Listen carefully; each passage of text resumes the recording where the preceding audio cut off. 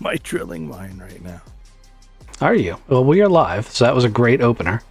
How did Clang take out your drilling mine right now? Are you? I was just the last 5 seconds of the last stream. That Who's playing? it is the ghost that haunts space engineers,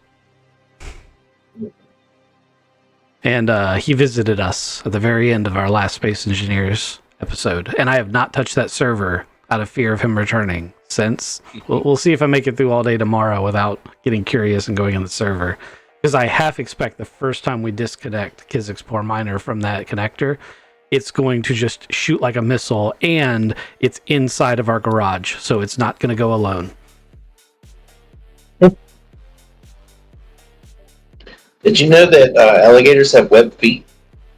Yes. Since they're Do you know amphibious, why that they makes have sense. Do you know why they have webbed feet? They swim. Not with their feet. They swim with their tail. I mean, they still have to, like, paddle with their feet sometimes. The webbed feet is so they can, when they get in the mud, it's like four-wheel drive. Ah, gives them better grip. Yep, went to the gator farm today. Again, Do took you Gator. have any other...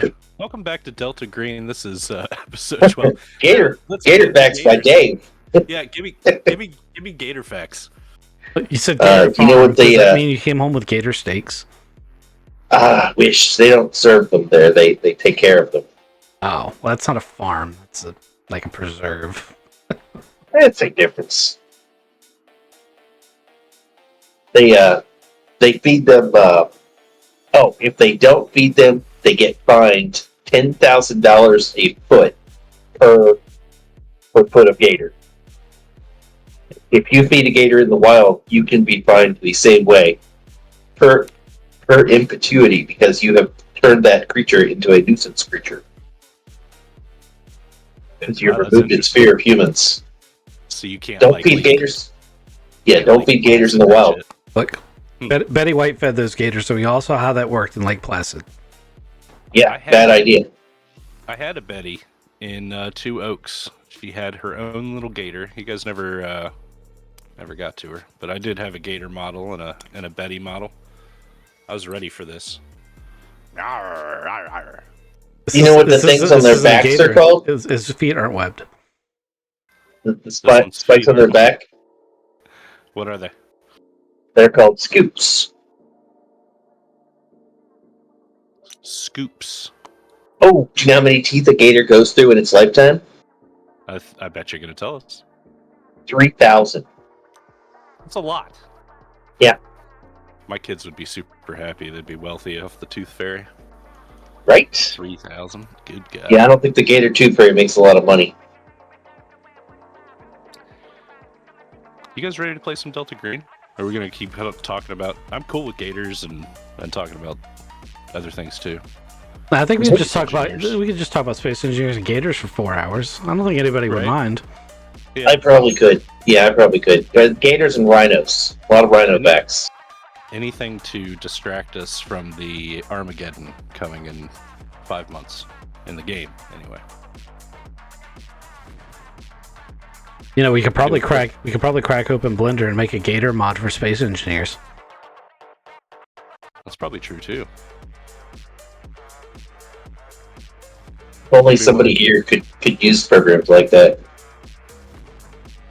If anybody knew how to program, that would be great, because for my job, I really need a cool database made. So for the record, that's not a programmer, it's a DBA. Yeah, that's very different. Well, I need the front end done. I can do the DBA stuff. So you need API calls from a database to a web server. That sounds about right. Let's not We can- we let's can get into that. let's not break Yeah. Ghost on stream. Let's get into what we were talking about at the end of last episode. Last episode, at the end, we were talking about some home vignettes. We did some skill ups at the end, but we didn't go into what you guys can do as characters for like a couple weeks. You know, have a home scene, work with your bonds, try to, I think we discussed what you guys were already going to do for your home scenes, unless you guys changed your minds, but I think some of you stayed on the case. You guys were going to look for some space suits or things of that nature.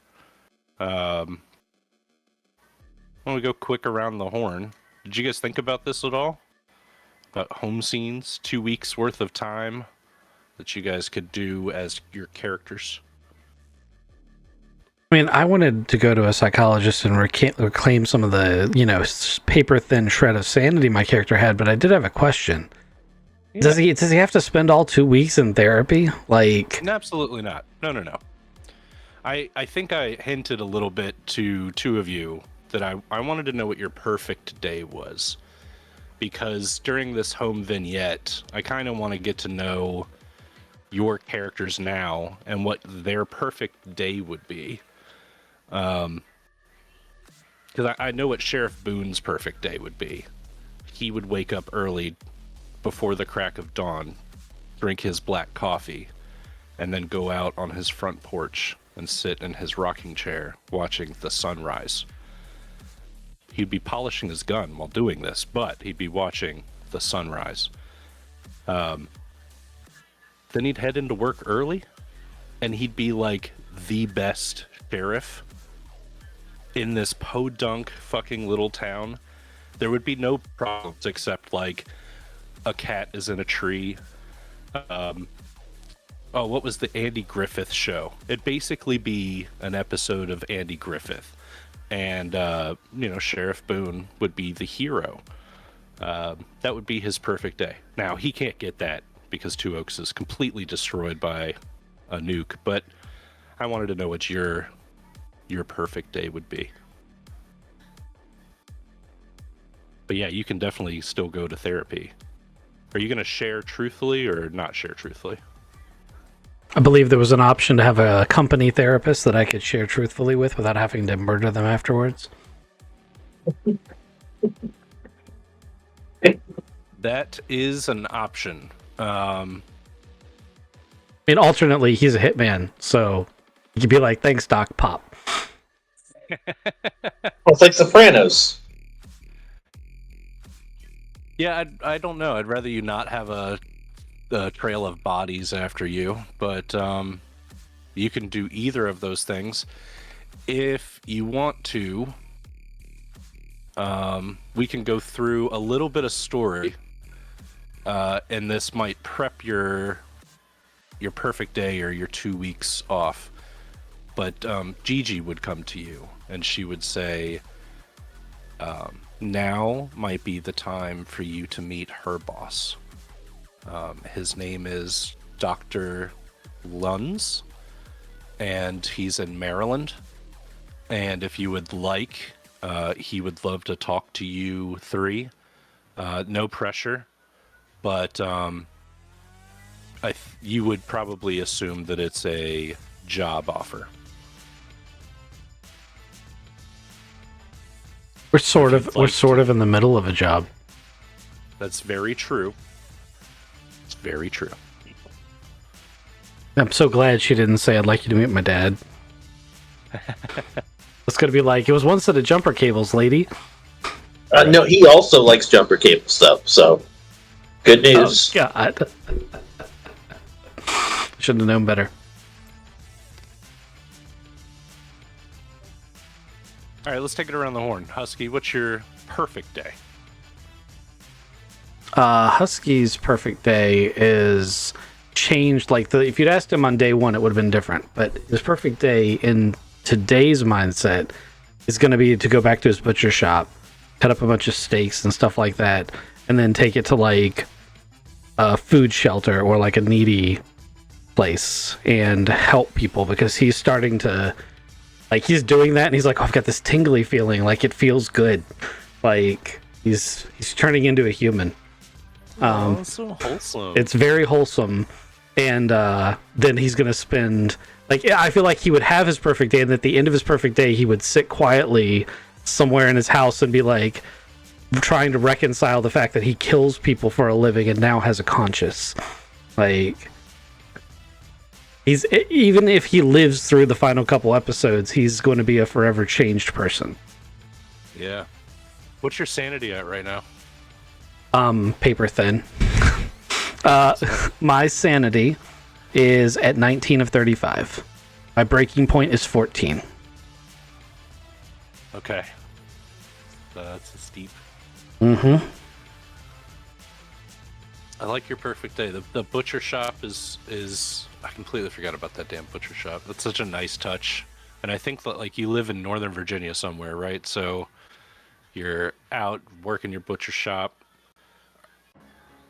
Are you still working as an assassin? Are you still contact with them?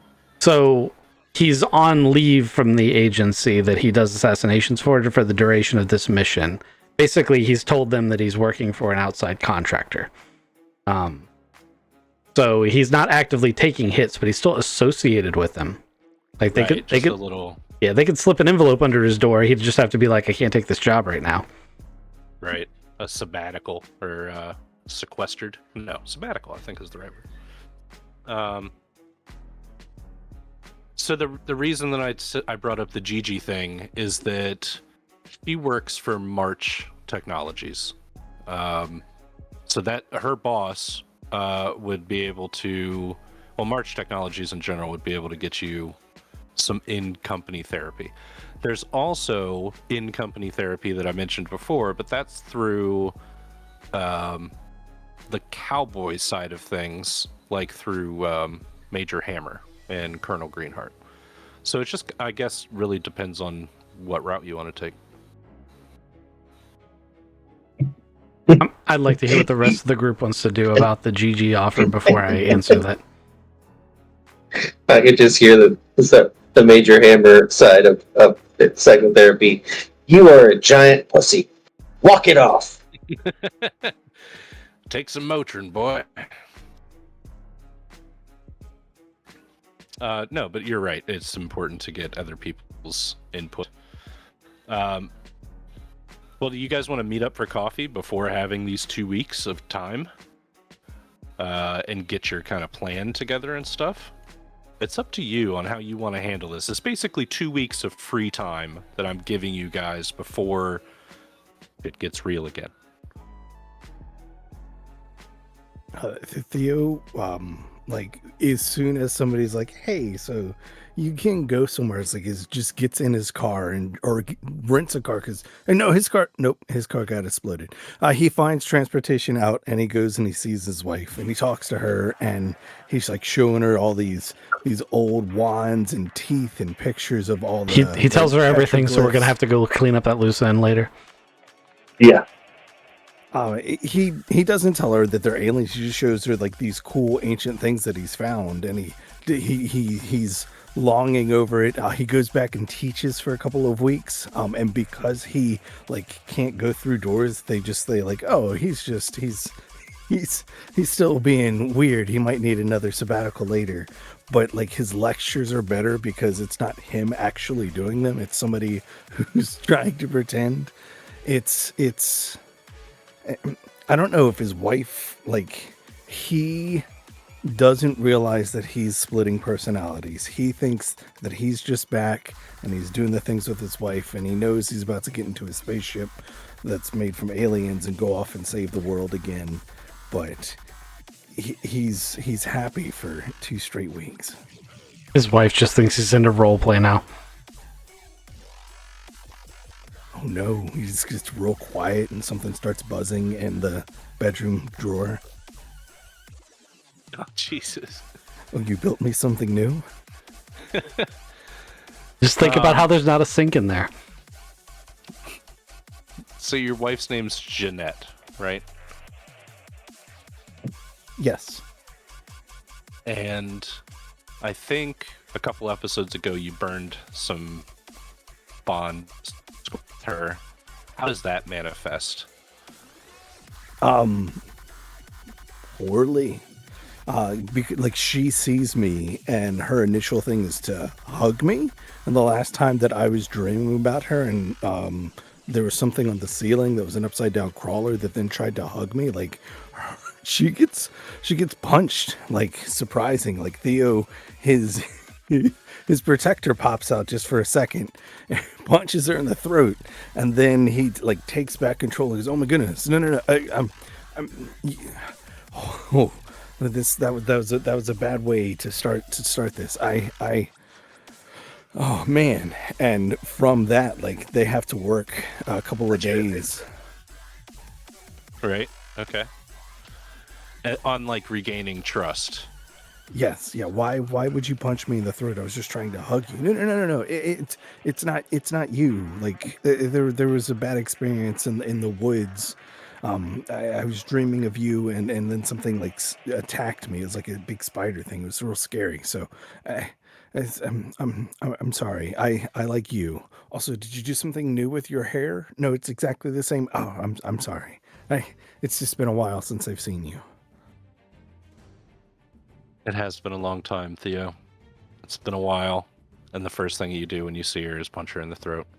She thought that you were cheating on her at one point, but you called and kind of rectified that situation. But then there was this entire like, are you working or are you working without her? You kind of like ran this whole lie, right, Theo? Where no, you weren't doing any anthropological stuff without her, but you really were. And then you come back and immediately you're like, look at all this cool stuff I found. So, Theo, I think, what's your bond with Jeanette right now? What's that bond score looking like? That's at a 9. 9. I'm going to roll it, Theo. I don't think this went very well. So, you're going to roll a d4. And then that bond score is going to go down. It's going down 3. It's bad news. Damn. It's my lowest bond. With your wife. You did lie to her, Theo. I 1,000% I punched her in the throat when she was trying to give me a hug. I think if I punched my wife in the throat, it would take a lot longer than a couple of days to be okay. Yeah. Just you wait a couple. She would stab you. Oh yeah, in my sleep. She's got my soul somewhere. It's like hidden in the house. I gotta find it.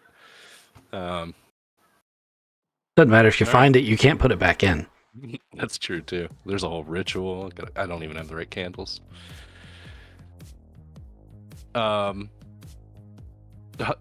Sorry, Theo, do you want to do anything else during your home vignette, or we can like move around too and see? That's the first couple days. Let's see how things go.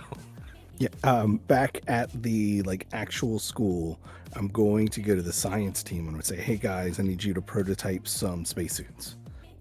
I'm going to get my science team some like real production, try to get some student-made prototypes, because that was my job, is to find some spacesuits.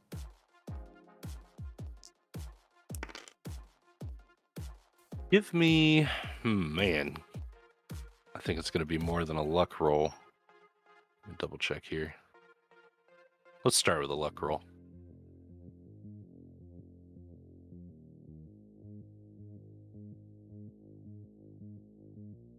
Just remembering how to roll dice in this game. Oh, yes, it is difficult. 66, critical fail. Oh, no. Okay, let's do it like this. The head professor of like that engineering department, he hates you, and you know that like this is probably not the best route. I had such good confidence too.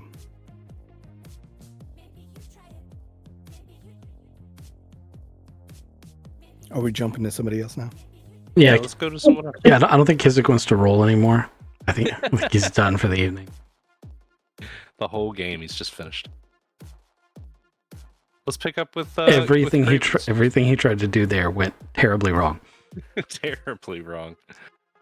That is Delta Green, though. That is. All right. Let's see. What do Yeah. Which one did you want to know? Let's start with your perfect day. All right. Get up early. I go for my run.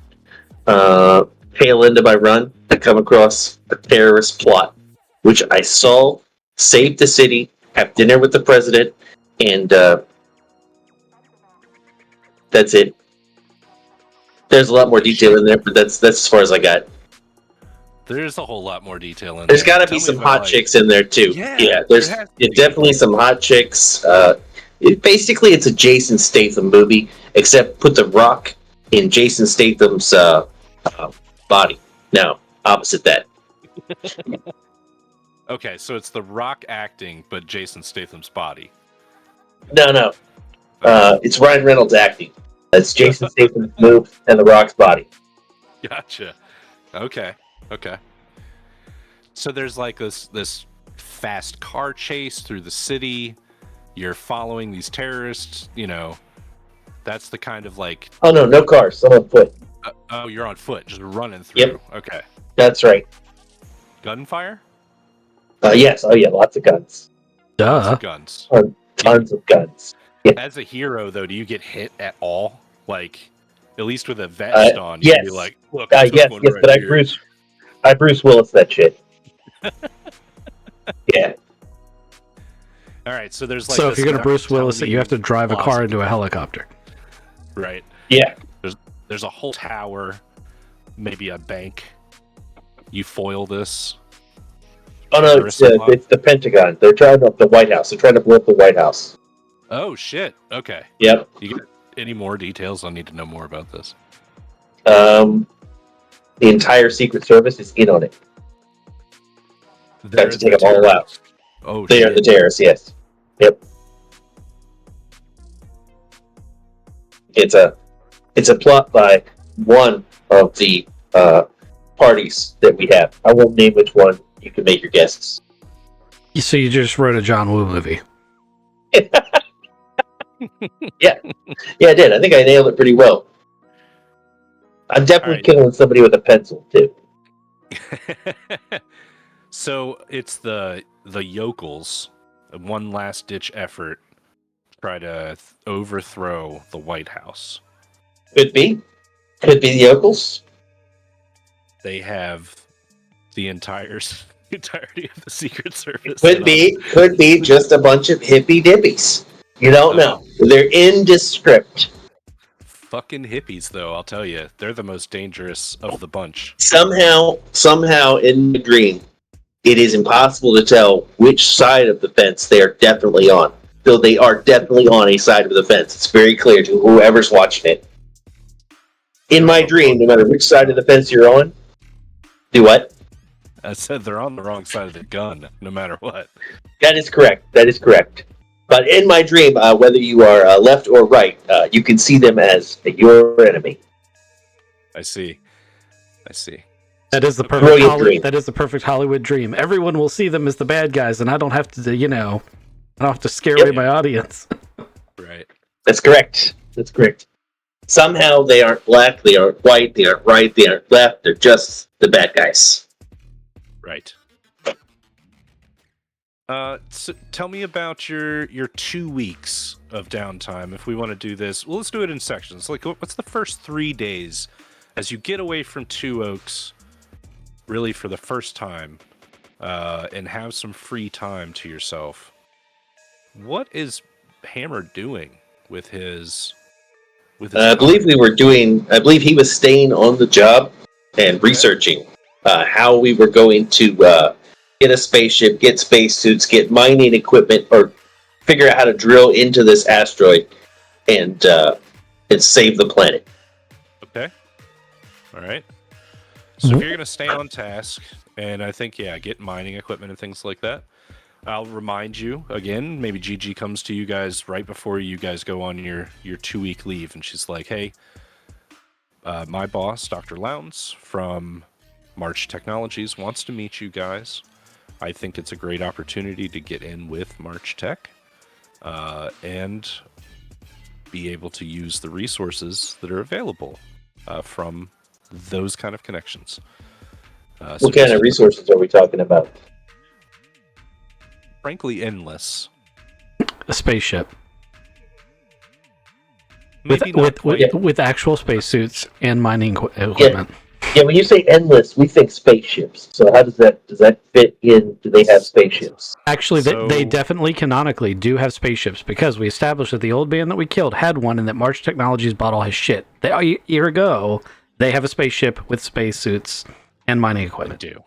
100% have the old Gorza Tech mining stuff, and they have the old Gorza Tech space stuff.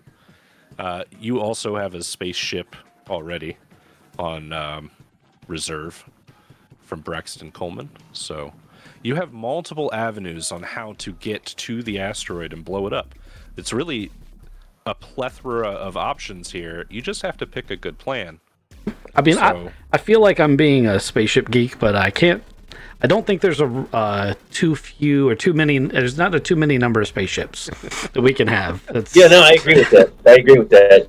Yeah, I feel like, one of the options we could have is loading one of those spaceships up with a nuke and then autopiloting that into the asteroid and seeing how that works. And then after that clears, we can make a new plan when it fails. That's only if my other plan of we can never have too many nukes also comes into play. Oh, this is America. Yeah, we have a lot of those Yeah. somewhere. Yeah. Question, Gigi, does March Technologies also have nuclear weapons? There are multiple programs within the confines of the company. I'm just really looking for yeses and nos, Gigi. You know me, I don't beat around the bush. Do they have nuclear weapons? GG Nuclear says, grade. Nuclear grade weapons. it wouldn't surprise me, is what GG says. Still not a yes or no, but I got you. She doesn't know. That does have a no in it. She is unsure of the answer, but it wouldn't surprise her if March Technologies did have nuclear arsenals.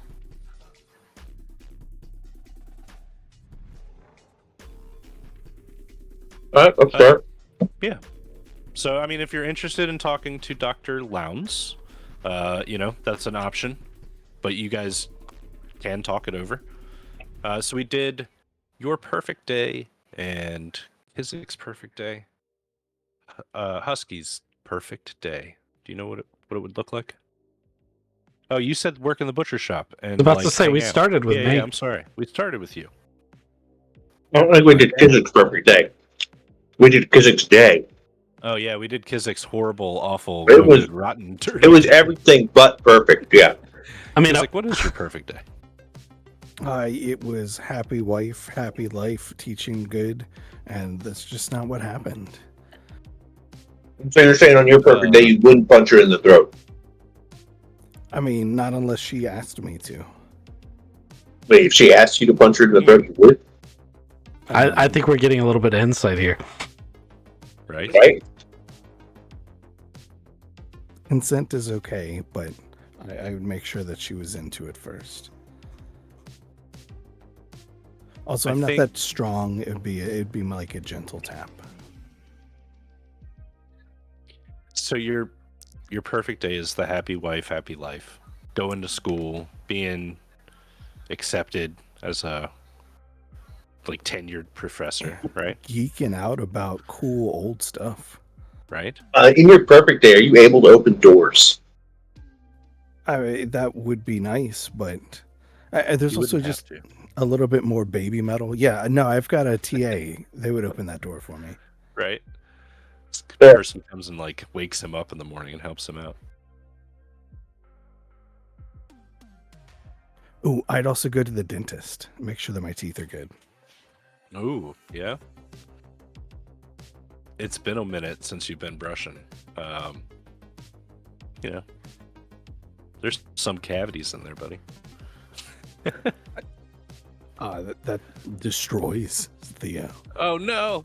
It destroys you. Takes sanity down. No, I'm just kidding. All right. Well, let's bring you guys together on a phone call at least, so that we can figure out. I mean, we all live close enough together. We can meet for beers. That's true too.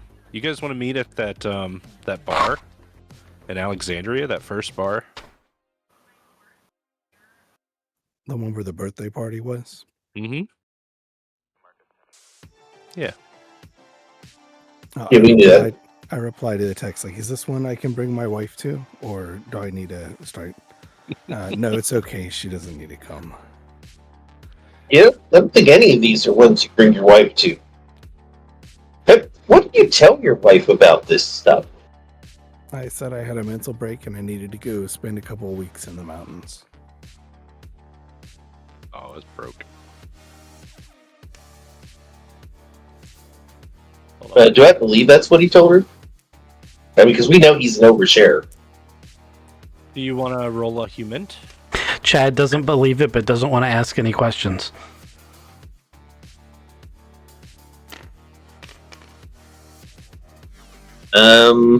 I believe whatever he wants me to believe, I think. Let's see, where's human? Yeah, no, I failed it. Okay. Not necessarily by a lot, but they definitely failed it. I feel like he says something like that to Chad, and Chad's like, "Well, that's good, Theo, because if you told her anything about like the crazy stuff that goes on, we'd have to kill her as part of our cleanup process. So you really shouldn't tell her any of those things. So I'm glad you didn't." And that's just where he'll leave it. Oh, please don't blow up my house. You would not blow up your house. I mean, I guess actually that's not bad. We could do a gas main. I mean, yeah, but it's a lot of collateral damage, and he's got kids and stuff. I'd use a car. That's fair. That's fair. A car accident's usually a lot easier to make happen. Yeah, I mean, you just spray those brake lines with all this acid, it just eats the line away. What do you know about Theo's real life? You know his name. That he talks too much. Yeah. He talks too much. It's true. And also, I have contacts we can find. I mean, really, the first time we met Theo was at the birthday party. We don't know anything beyond what we learned in the campaign. Hey, this place looks an awful lot like Podunk's. Did you guys notice that? Ahead. I think all bars are the same, though. They absolutely are. I don't know why he couldn't just pull out Podunk's and be like, "Yeah, it's totally that place." Actually, I had a map for the original King Street bar, and it's so old that it's gone. So I had to whip this one out real quick. So you do. Anywho, this is the King Street bar in Alexandria. That's where you first met Colonel Greenheart, and he was in the back room.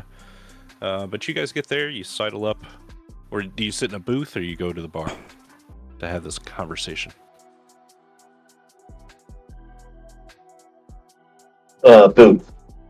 Conversations like this are in a booth, in the back booth. I was about to say we tried to get a private booth, but I was muted, so you didn't hear it. Private booth. Okay.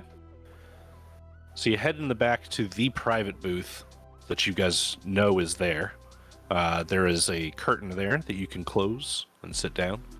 So you get all nice and settled, and the waitress comes, says, "What can I get you guys?" Yeah. I'll take a mojito. I'm trying new things. You could have like an old thing. Like, no, you're trying new things. That's great. Can I have a whiskey with like a little bit of smoke in it? Do you have any very smoky whiskeys, please? Yep, I sure do. We've got this cool like smoker. It's pretty neat. It's got like a burner, and they put I think it's apple wood. They put that in there and they burn it, and then it smokes. It's like this aeration thing. It's weird. Does that come out like on a tray and you get to take a waft of that smoke? Yeah, it comes in. There's a big glass that we set up, and the smoke's in the glass. You get to lift the glass up yourself. That sounds great. Thank you. Excellent. $45 a shot. Okay, so it's a mojito, a whiskey with smoke, and you, sir? Jameson's on the rocks. Jameson. Excellent. Any appetizers for you? Leave the bottle. Okay. All right. Thank you very much. And she'll leave and come back quickly with a mojito, a whiskey with this crazy smoke contraption thing, and the bottle of Jameson. Have a good night. And she closes the curtain as she leaves. Clink, clink, clink, clink, clink. That lady's getting a tip.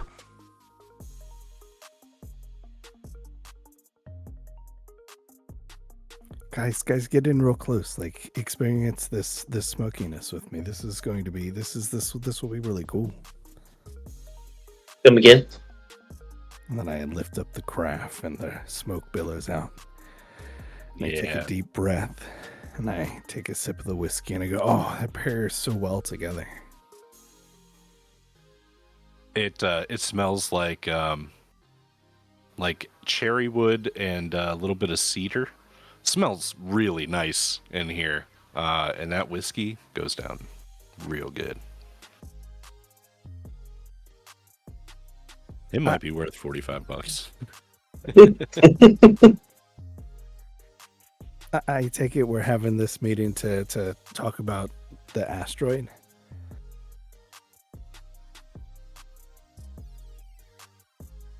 I think I struck out. I was hoping that the engineering department of my university would give us some prototype suits, but I might have inferred that the engineering department is a bunch of ninnies for not liking the ancient civilizations that they're drawing their concerns from. So what you're trying to say is you couldn't get us the spacesuits. Did any of you get contacted by Gigi? Yeah, she wants us to take a look at job offering from March Technologies, Dr. Lung Guy. That's what I heard too. I think it may be worth looking into. I mean, she said they had access to spaceships, and she seemed tentative that they might have access to nuclear weapons. So, I'm assuming March Industries is some megacorp.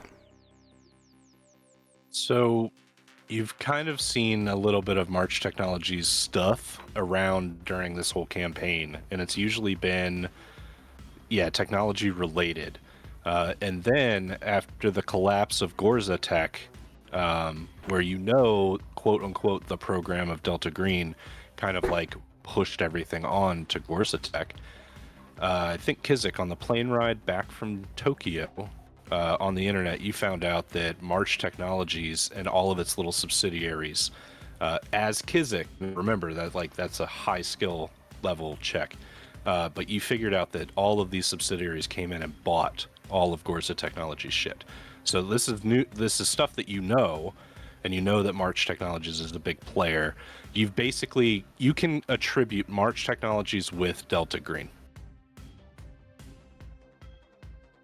So the reason I asked, that was all good information, but I was really looking for a yes or no answer because I'm just trying to figure out whether or not Chad has killed executive members of this company and therefore may want to keep a low profile. You might have had one come across your desk. And you probably did the job very, very well and didn't even notice if it was weird or not. Would they have hired me to do jobs? Like the other end of it, like maybe I targeted them, but did I get hired by them to do any work for them in the past? No. Okay. All right. So Chad's going to be on the fence about this. It's going to basically come down to what the other two players think. I mean, I'm down to talk to him. There's usually no harm in hearing him out. I say usually.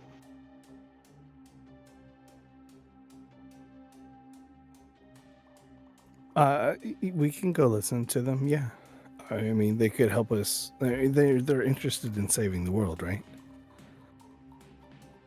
I would assume. Hard to make money in a world where, there's no world. So,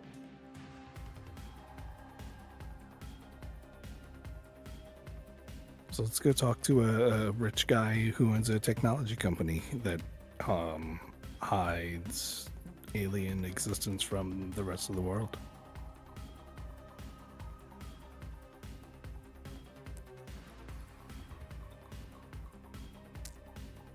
Making a lot of assumptions. That's okay. No, good guesses. Good guesses. So you could call Gigi to set up a meeting. You could continue drinking and talking about things. It's up to you guys. I'm not gonna push you one way or the other. Did you guys anything weird happen to you? I punched my wife in the throat. It's an instinct. I thought she was a crawler. You what? Yeah, you can just keep everything separate. Well, the first time we saw the crawlers, I was having a nice dream about my wife, and then one dropped from the ceiling onto me. And so then, like, I saw her coming to give me a big hug because I hadn't seen her in a couple of months, and I wasn't sure if it was her or a crawler, so I punched her in the throat. Cool. I think you guys are doing proud of me, though. It was a good punch. are you still married? Yeah. Then it wasn't that great a punch. I'd also like to point out that, punching your wife, probably not the best way of keeping a low profile. She's gonna notice a slight change in your behavior. Oh, right. I'm still learning spy stuff, and I pat my pockets and pull out my briefcase and get my notepad back out. Keep a low profile. It's okay. Keep lying to my wife. You have a notepad that you write all these things down on that you keep in your briefcase. Yeah, I haven't lost my briefcase. You took your briefcase home. Yeah, it's still right here too. How do you know your wife doesn't go through it? What with suspicious behavior and all that?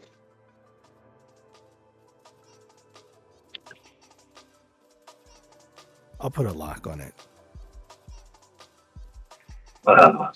Note to self: get a lock. Would that be also known as suspicious behavior? Maybe you should keep it on your phone, like a little notepad, and then you password that. That's less suspicious. Everybody has those.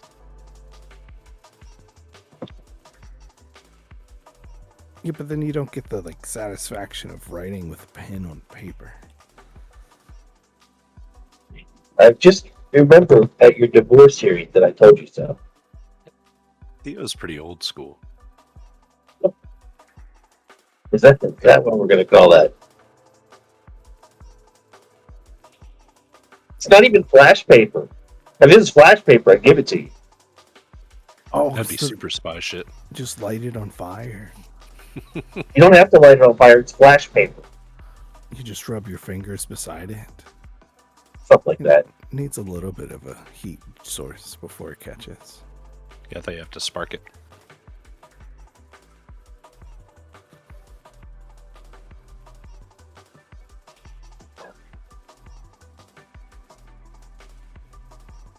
What's the plan? We're gonna go talk to a recruiter, right? Something like that, yeah. I'm gonna stay pretty quiet during this interview. I hope. Oh, okay. I just, I gotta find out whether or not that guy I offed was this guy's friend or something, Some companies take that shit personally. Right. And the fact that they've never hired me means that they may not just see it as being just business. Okay. Who wants to call Gigi to set this up? If this is the way you want to go about it right now, we can do this now.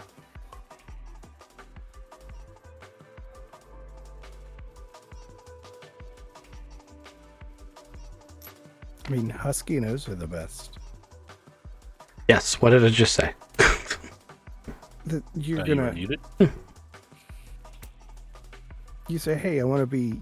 You were. Oh, I'll call her. What's her phone number?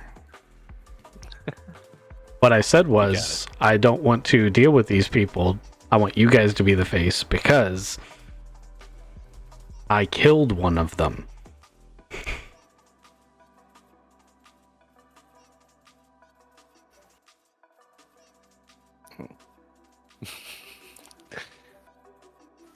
Theo, That's- you gonna call? Yeah. Hey, Gigi.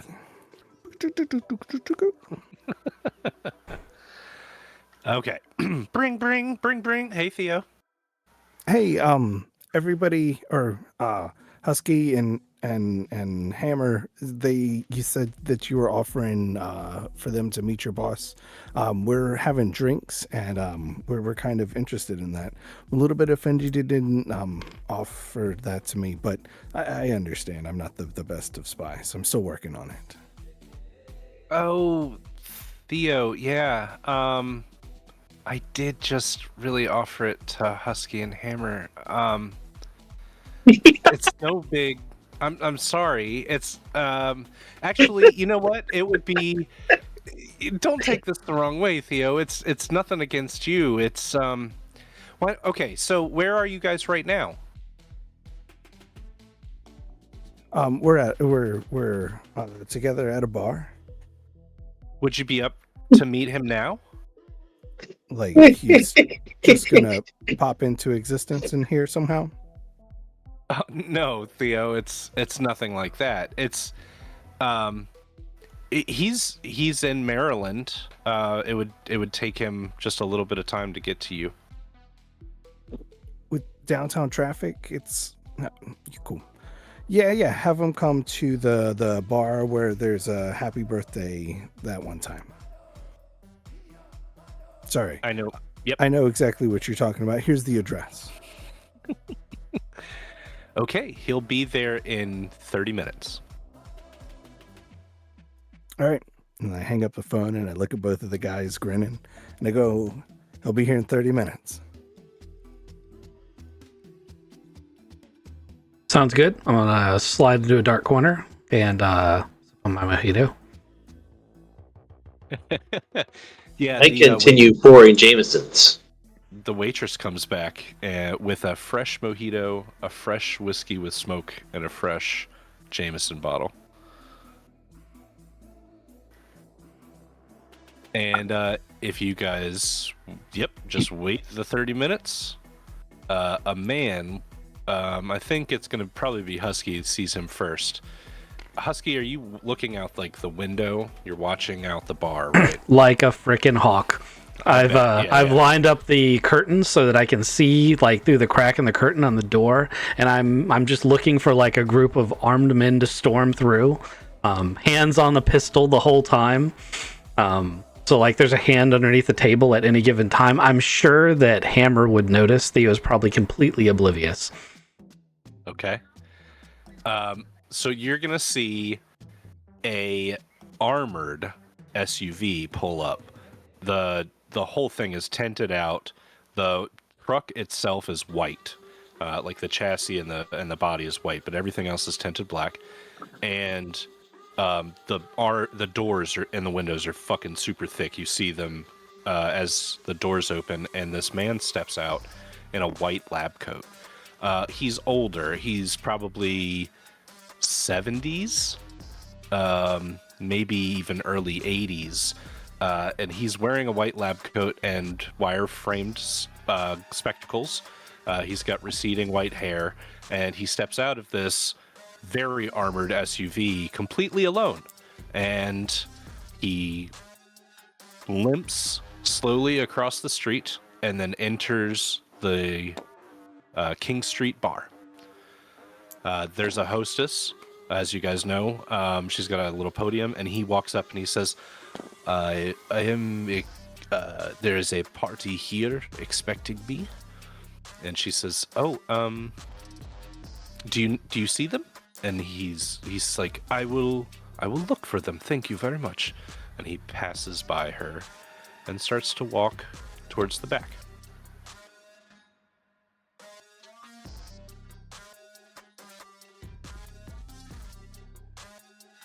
Are you hiding, Husky? No, I am going to tell the rest of the group. I'm going to be like, I think he's here.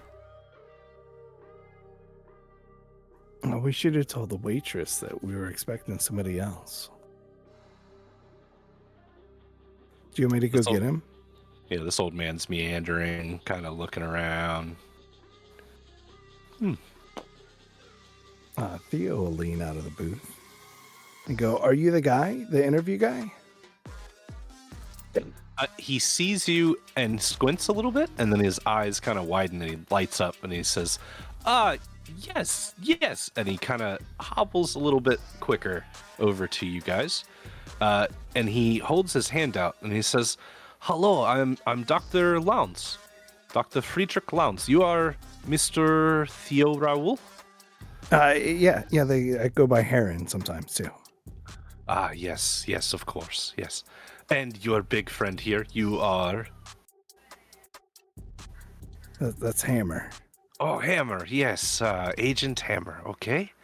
And, you have another compatriot, no? I think Agent Gina told me... You can call me Husky. Husky, okay, yes. Oh, I see you already have drinks. If you wouldn't mind, he kind of holds his hand up, and the waitress hurries over, and he says, I would like a scotch, please. And she says, oh, yes, of course. And he says, may I sit, please, in the booth? And he scoots on in and sits there. He's got a big smile on his face. And he drums the table a little bit like he's excited.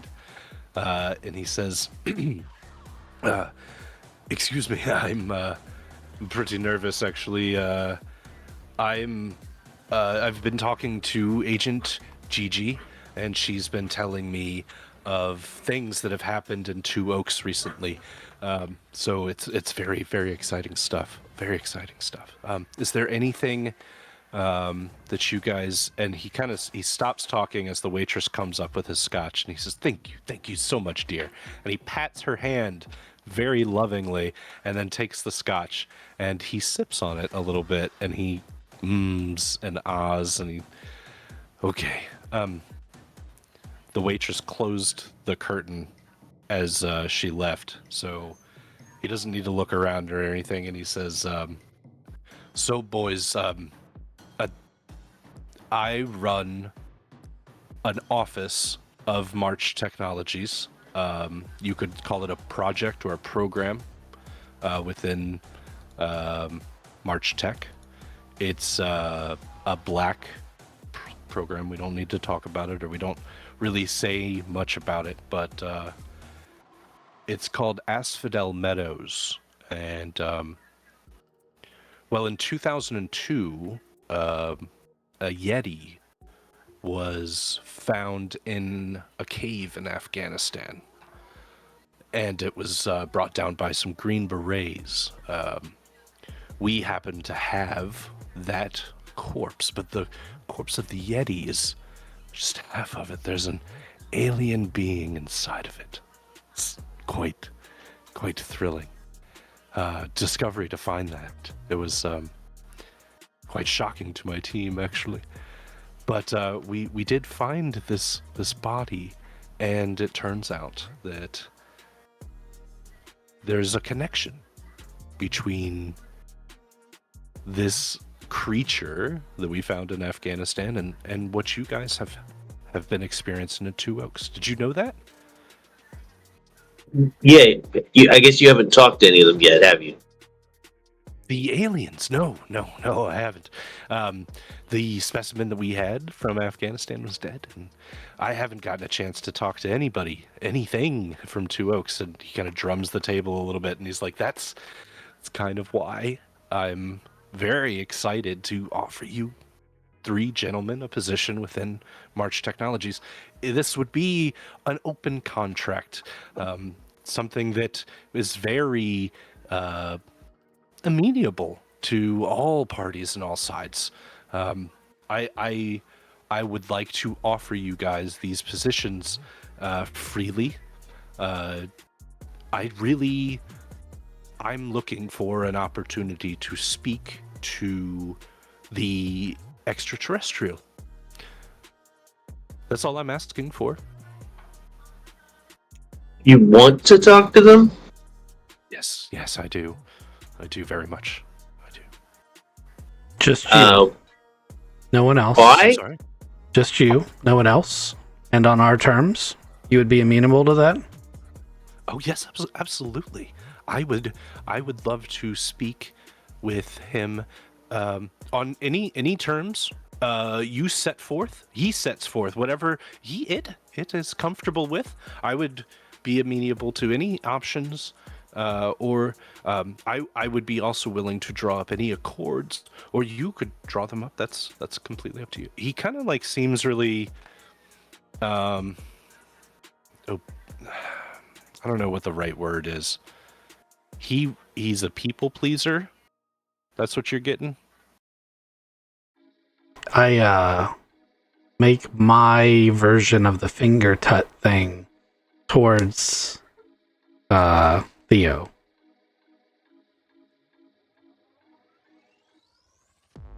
If he's listening and gets the gesture. Theo like looks up and then he puts his phone down below the table and sends you a text and says, "What are you talking about?"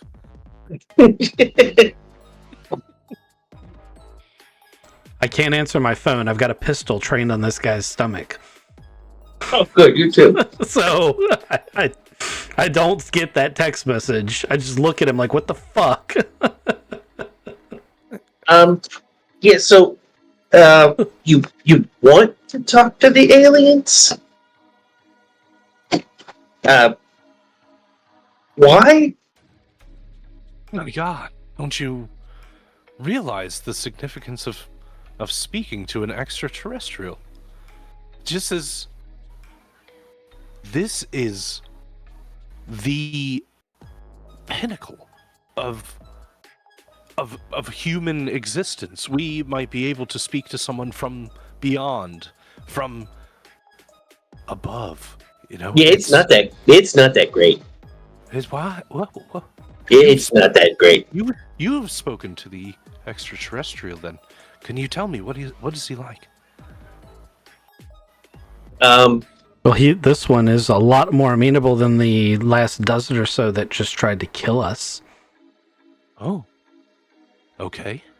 Are they Dead now? homicidal? Yes. Homicidal. Yeah. Homicidal would be one of the words. I would go with more like just, how do I put this? They want our bodies. Yeah, they're megalomaniacs. Well, I mean, they were megalomaniacs. They're dead now. Yeah, fire. They don't like fire. Or guns. But fire. Fire is definitely the best way to go. What I mean is, they're all dead now. The one is the only one. And he is not homicidal? We have an accord.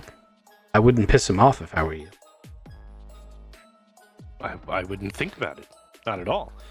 During your conversation with him, you saw his smile falter, and he was looking at his hand for a second, and then he looked back up.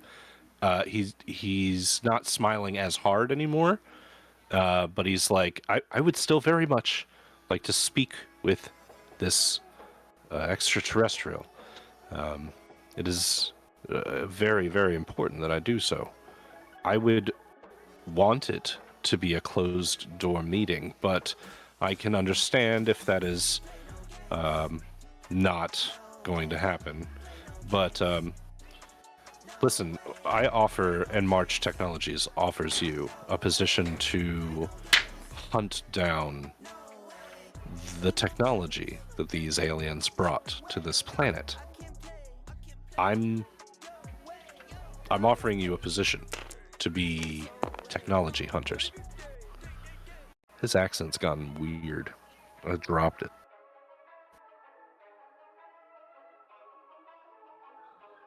You would go to Two Oaks. I would pay you handsomely. You would go to Two Oaks and you would gather all of the alien technology found there, and you would bring it back to March Tech.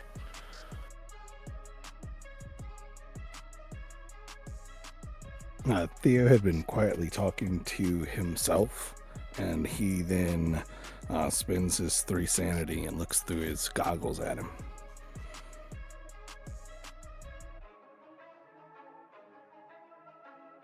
You see... man. Okay. You see a man sitting in front of you. There's no physical change to him through your vision. What you do see is a man that has been... He is under the control of another entity psychically. You see this link that links him back to, I don't know, a place beyond. You can't see where the tether ends, right? But it's not like this. It's not like a hand controlling this puppet, right? He just is cyclically linked to something. It's not. He's not being controlled by it, but he's being monitored and spied upon is not the right word. Just monitored is the right word. Influenced? Less influence, more it would be your job is got a GPS tag because you're property of your job. So he is being observed, I guess, right now.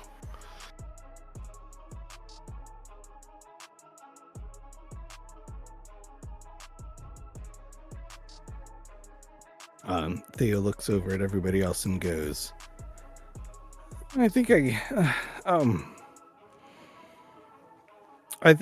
don't know if it's just us here discussing this, but he knows about it. So he's just offering us to go back and try to find any alien artifacts and bring them back from. It's kind of like an archaeological dig. I think I can. That's like a new archaeological dig. It's like a new type of science. That sounds pretty neat to me. It's quite different than our original mission. Is it even an issue? Did you see other crawl technology while you were in Two Oaks? I don't know if we saw any crawl technology. I mean, we saw the Tic Tac spaceship. One crash land? Yeah, we crashed it. I don't think that counts. It's gone.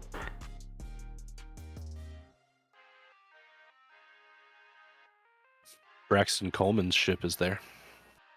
Yeah, but we aren't talking about that yet. That's true. I was just bringing it up. It's one of the reasons I wanted to ask him if he would be willing to do it on his terms, because I don't intend to lead him to that ship. I intend to make a rendezvous somewhere where we're out of the control of everyone else. Of course, eventually Theo's going to tell me about this tether, and I think it's going to change Chad's position. Dr. Friedrich Lowndes will say, I will be frank with you, gentlemen, because I think that you already know the truth. There are more than the entities that you have come across. There's more out there. March Technologies is a way to find all of that, any of that technology, by just more than one entity. You have found one of many. Come work for March Technologies, and your eyes will be opened beyond what you know now. I feel like our eyes are already pretty open. One. As I'm looking at him through the veil of reality through my fingertips, I go, my eyes are pretty open. But it was a nice feeling to save the world. I can help you do that. Come work for March Tech. Give me a meeting with this extraterrestrial, and I can provide you what you need. How about a gesture of good faith? We're in need of certain equipment, spacesuits and mining equipment. Know that you have access to them. Why don't you help us with that as a gesture of good faith? Spacesuits and mining equipment. And no questions asked. I just so happen to have come across brand new in box. I might be able to help you guys out if in this gesture of good faith with me to March Technologies.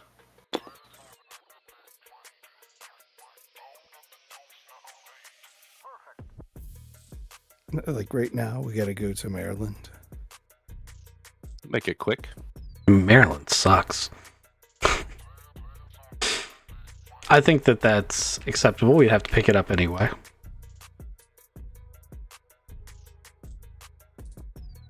What do you think, Hammer? You throw in a nuclear armament, and I think we got a deal. I can see what I have. Yeah, nuclear equivalent will do. We're looking for something that would break a planet in half. Oh, We got really small planet. Let's see what we got.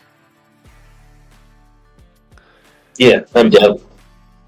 Okay. So, just to be clear, you screw us over, we kill you first. Just to be clear, all cards on the table. Are you trying to intimidate him? No, that's just honest. Oh, that's I just want him to know, I just want him to know getting into this, you screw us over, I'm taking you down. Okay, I gotcha. He doesn't smirk at you. He just smiles and he nods, and he says, "Yes, I know." And he pays the tab with a black card, and you guys leave the bar, head to the crazy bulletproof SUV. You sit in it. It is it's really high tech inside.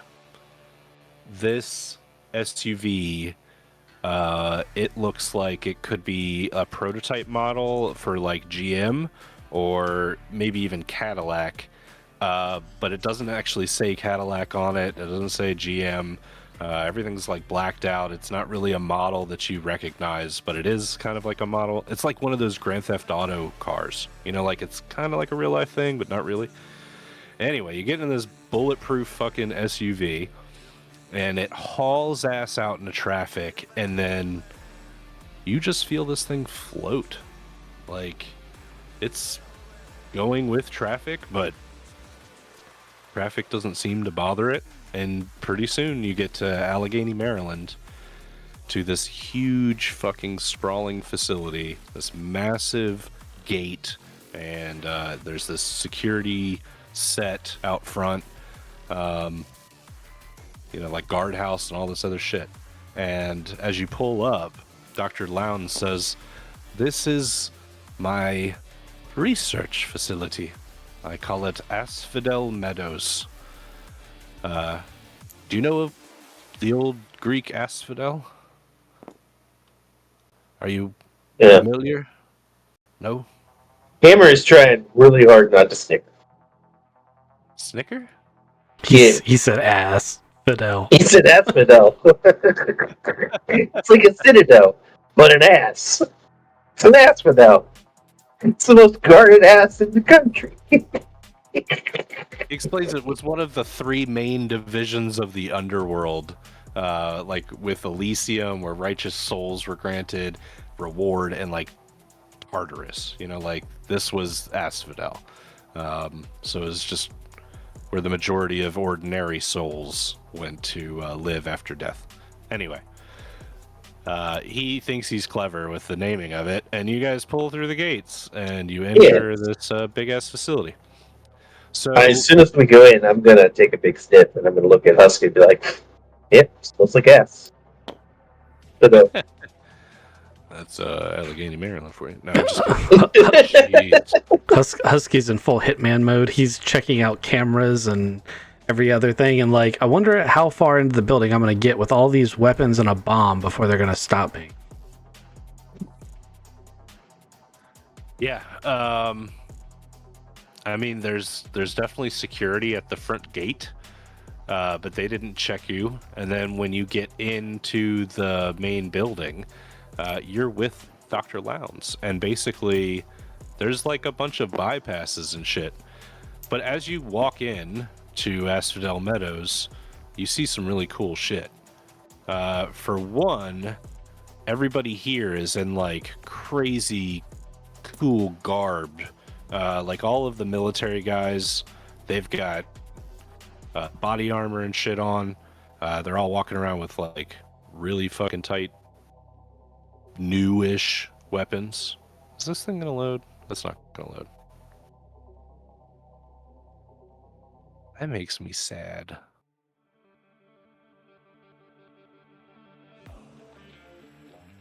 Did this thing just crash? Are you guys still there? You are at 7. Oh, wait, no, your ping just went down. Whatever it was, Yeah. it was loading, just finished. It was freaking the fuck out. Alright, so anyway, these guys are wearing like fucking prototype armor and shit. They got really like modern looking guns. Anyway, they check you out, but they don't stop you or strip search you or anything like that because you're with Dr. Lowndes. And you walk in. This place is like the Men in Black facility. It's super aesthetic. There's like liminal space, very long corridors, white spec, that kind of shit. Dr. Lowndes takes you in, and he says, "This is March Technologies." It is a portion of March Technologies, anyway. And we've been here in this facility for a very long time. I can show you guys where you'd have your own offices if you would like. I can take you on a little tour around, but I think you mainly are looking for spacesuits, right? Let's head on down to section 13. And he takes you to this big elevator and hits a button. And you guys go down, down, down, down, down. 12 levels to 13. Surprise, you're dead. You get out, and oh man, you remember the Titan facility? That was like all research and development out. It's kind of like that. And Warehouse 13 kind of vibe to it. Dr. Lowndes brings you over, and he says, we have from the Gorza Tech lab, these are mace suits. These are modified. What are they called? Oh, I can't remember. Here. And he opens up a door. And there's 4 of these guys.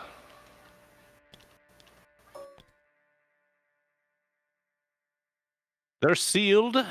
They go into space and they're good for EVA. I think that's what the Gorza Tech guy said. Anyway.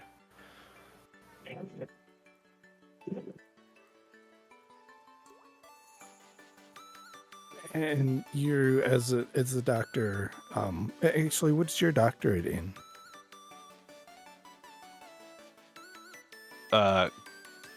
Cryptology. So you cryptology? That's just like numbers and number strings. And did you do well with the Bitcoin thing? No, not at all. And he means cryptology, not crypto. That's cryptozoology.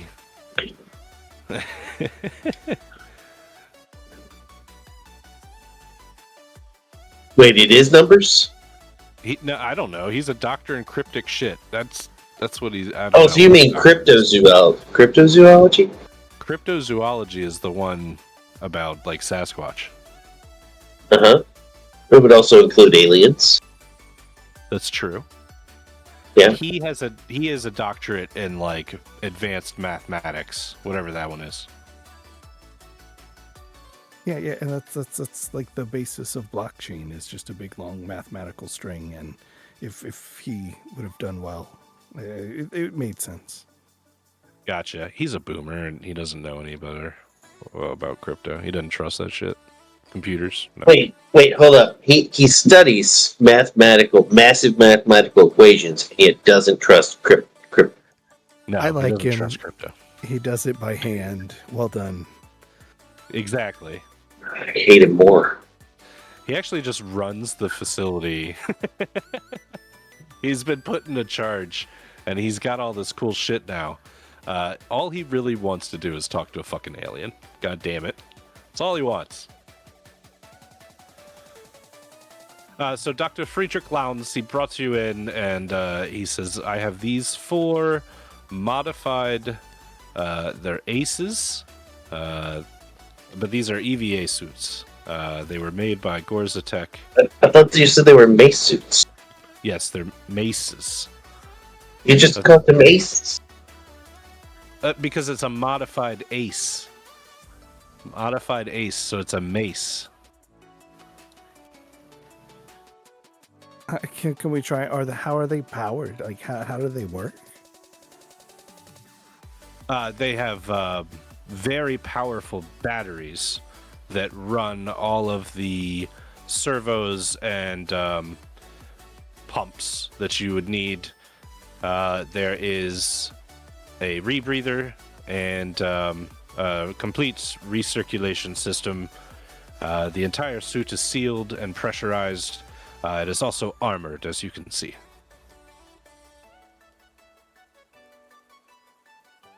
I think these might work. Well, how long is the charge on them good for? They're a hell of a lot better than having a bunch of college students duct tape something together. Yeah, no, I agreed. So an ACES is an advanced crew escape suit.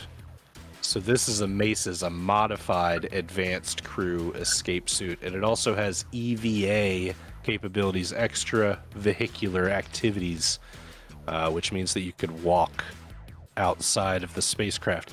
Look at you using your alphabet soup. Very proud of you. Sorry, I had to find my notes, but that is what I wrote down for these. So yes, these are made by Gorza Technologies. They have never been tested, but if these, I mean, this is top of the line. March Technologies kind of shit. So he might be able to like put them in the water, run them through a test cycle or 3 before putting you in them. Also, these maces, you would know that. You wouldn't know. He would know and would tell you. You have to get kind of fitted for them. So, if you want them, they're yours. But he wants you to hold up your end of the deal. And this is in good faith. But here are 4 suits.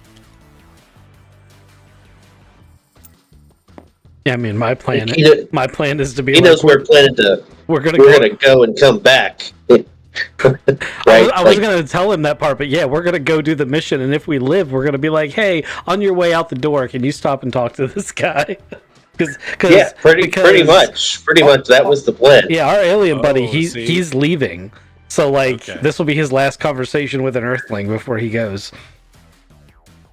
Oh, I will be able to meet your extraterrestrial before you go to your mission, and then he is gone after that. We didn't say any of that. Oh, okay. I'm sorry. I misunderstood. I thought you were saying all. Yeah, of that. no. If we successfully come back from the mission, you'll meet an alien. That is the story we're gonna stick with. Oh. If we don't successfully come back, we're dead, and it's going to be And hard. the planet goes with us. Yeah. Honestly, if we don't come back, it's no big deal because humanity will be right behind you won't be us. You won't even disappointed for notice. very long. You'll only have maybe a day or so to live with it.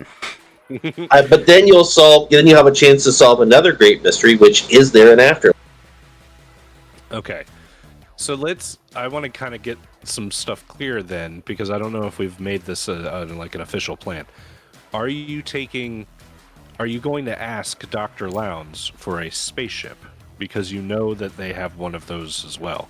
Or are you going to stick with Braxton's spaceship? My plan was yes. We go with Braxton as a primary, but you always have a backup plan. So it takes time to prep a space shuttle. Like, you don't just snap your fingers and launch it off the pad. So we tell them, you go ahead and get it ready. If shit hits the fan and we need it, it'll be there. Okay. Yep. I can have it done in 4 weeks. I don't think that's going to cut it.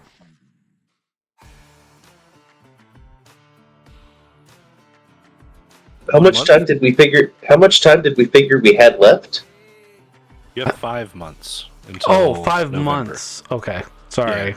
Yeah, I thought it was 5 weeks, so I'm with you. So did I. I was like, that's cutting it too close. I gotcha. Yeah. No, you have 5 months until November. November 1st is drop dead date to kill this asteroid, so you've got some time. Yeah, that's why I was that works. 2 weeks of free time to like. Do you have pilots for this? I did write down November 1st was our drop dead date. I just didn't know what day today was. Yes, we're in March-ish. Do you have pilots? There are. In that 4-week time period, I can get a crew together to fly you guys to the asteroid. Okay, because kind of what I'm thinking is like a backup. Let's say our plan is to go there and take care of this, and we do that, but something goes wrong. Huh? You were stuck on we, and I said we don't. We don't what? Take care of it. Oh, right. We have a backup to either, let's say we do succeed but lose access to our ship, or let's say we don't succeed, you get to be the backup. Just so that the planet maybe has a better chance. Do you know about the asteroid that's coming to kill the planet? Well, he does now. I knew about it before I sent GG on the... I sent the whole G-Cell on the mission. Like, G-Cell works for March Tech. Yeah, so this would be like a backup plan, or like, let's say we get there, we successfully do it, but we end up, getting stuck. You would be able to help us get back. Oh, I see your concern. Yes. Okay. I have a flight crew that... Okay, so... Are you telling him that you have a primary plan and that he is the backup plan, or are you going to him and you're like, we need a spaceship, spacesuit, and all of this stuff, and you don't tell him anything about the other stuff? Well, the original plan was to not tell him anything, but since we've already gone down this path, I think we are telling him now. But originally I was just going to be like, have the shuttle ready, give us the spacesuits and the mining equipment. If we need the shuttle, we'll come back and tell you. But, he sent G-Cell, so he has to know it's there. Yeah, I also would rather have the backup. I mean, I this mean, is we the would fate of the world. we would have the backup either way. Yeah. No. I mean, the backup piloted separately and alongside, or behind, or what I mean, in the wings. Yeah. So it's a loaded question because the reason that I ask it is if you are telling Dr. Lowndes of your entire plan, you get like more math associated with it. So if you guys get stuck on the asteroid, he would be able to tell you when his flight crew can actually get there. Because if you guys leave tomorrow or whatever in the spaceship, you'll get there way quicker than the NASA flight crew with Earth technology will. You'll be stuck out there for a long time. So like he can tell you all of this other stuff if you make him privy to the whole plan. That's why I'm asking all this loaded question. Yeah, no, I got you. What about communications? What kind of advanced communications do you guys have access to? NASA currently communicates via laser beam. So it's basically light. That means that it's a delay. And the further you get away from home, the further delay. We can beam a signal to you, but like I said, it's only light. Well, assuming that the asteroid is not moving at incredible speed, which would become its own problematic thing for not cosmetology. That's makeup. Anyway, for physics reasons, it can only be moving but so fast. If it's a week out and you're moving at the speed of light for communications, there will be a delay, but we're not talking about days. We're talking about We're talking about minutes. Yeah. So that's even with current technology, a week out's actually not that far out in space. Yeah, I mean, it might be a good idea if we did that and we ran into an issue while we were making our. We could beam back, what the issue is and look for a solution.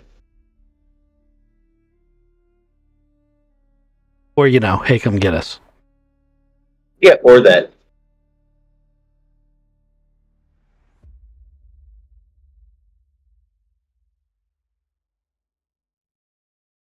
Trying to Google a bunch of shit real quick.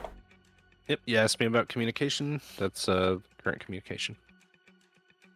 Yeah, that actually, if you can set us up with either a device or what frequency we need to use, that would be ideal. Teaming up on this seems like it might work. Well, we use.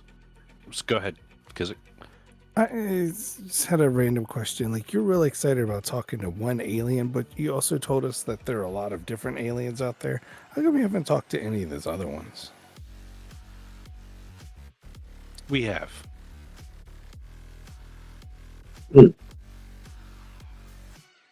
What's the interest in talking to this one specific one?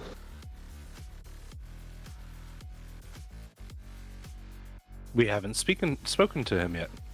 Them? It? How do you know? Well, we've never seen the Tic Tac like spaceship before, it was interesting when we sent G-Cell to Two Oaks. Okay, all right. So that's where you've got the reference for what we know that you don't know. That makes sense. All cards on the table.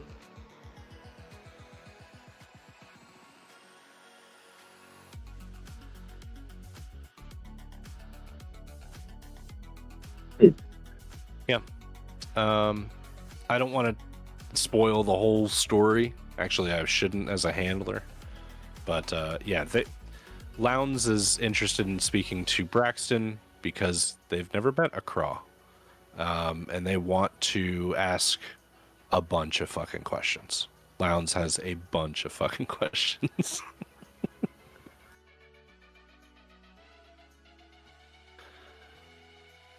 He feels like he could have asked you a bunch of questions when you guys were drinking, but he doesn't know if you guys actually know anything.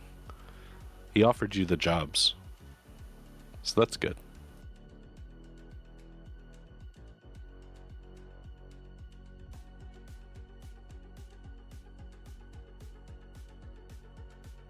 You guys looked up laser comms? I'm still working on it. It's Yeah. actually a really complicated math question. It's really cool. Because I it can assume probably works do it just in like his fiber head. I assume it works just like fiber optics. Probably a little faster. It's about the same. I'm just trying to figure out. So at 25 kilometers a second, which is how fast an asteroid moves on average, how far it would move in 1 week versus how fast the laser moves, and they're moving towards each other, so that distance gets shorter. It's actually a lot more complicated. It's really complicated. Yeah. I don't know how fucking like true to science we're gonna be on this. I enjoy this part. Just, yeah, I get you. No, it's a really cool puzzle, right? Like, yeah. This is Fucking nerds. this is a puzzle you don't get in D&D.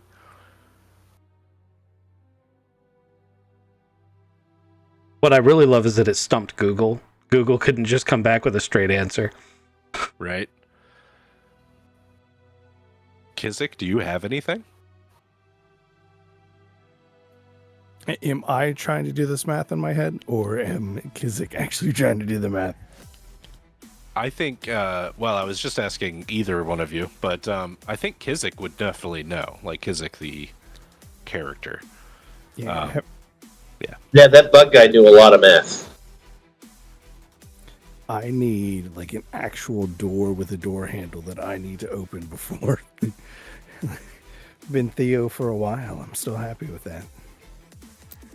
What do you guys think of these suits?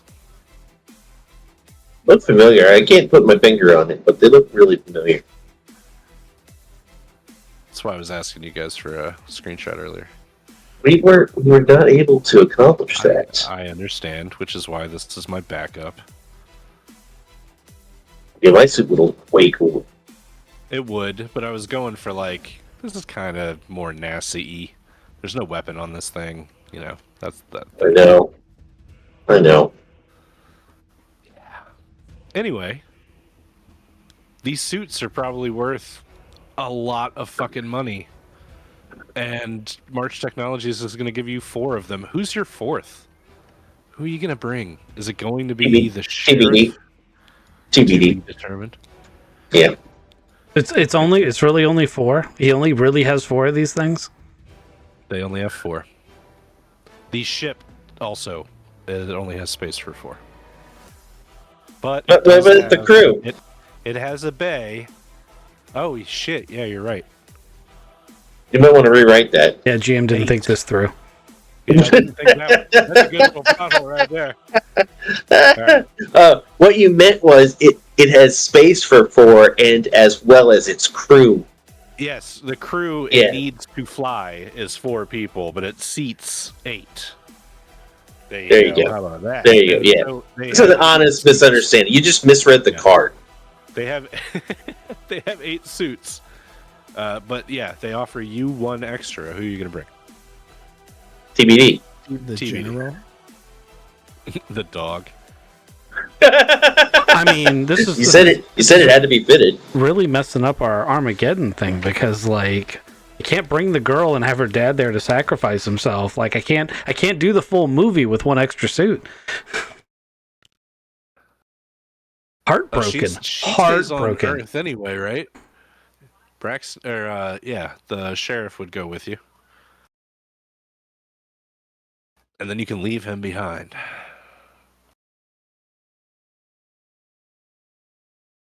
It means I have to know how to run a drill. Speaking of which, how are you gonna find a drill? Part of the deal was they were I thought you providing said the he- equipment. we just went over finding this. An impossible nuclear item. All right, so Dr. Lowndes then takes you away from the suit area where he's got these EVA suits. You guys can take those out in bags. He brings you to this like. They don't come with garage Pelican area. cases? Hold up. Big Pelican These cases. $1 billion suits don't come with Pelican cases? Fitted Pelican cases. Like, That's what- yeah, that's what I would hope so. I would hope so. Not only that, they have like numbers on them that says it did say Gorza Technologies and then like a number, but now, instead of Gorza, it says March. And so it's just like stuck over. These are brand new.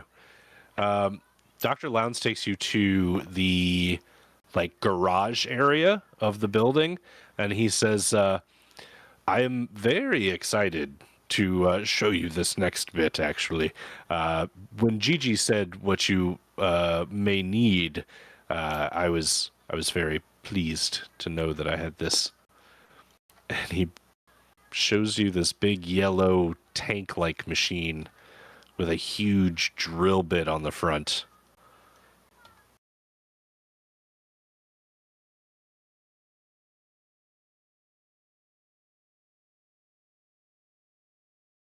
Does it have space to hold a nuclear bomb the size of which we have currently obtained?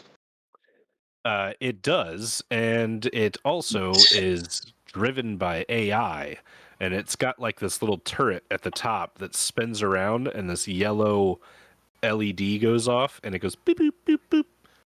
And he says, "They named it Dottie. She's pretty nice."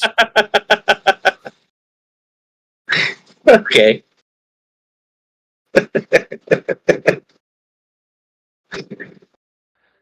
You can ride it, actually. There's a little step platform on the back, and she fits nice and neat right into the ship that we've designed. Actually, the Gorza Tech designed.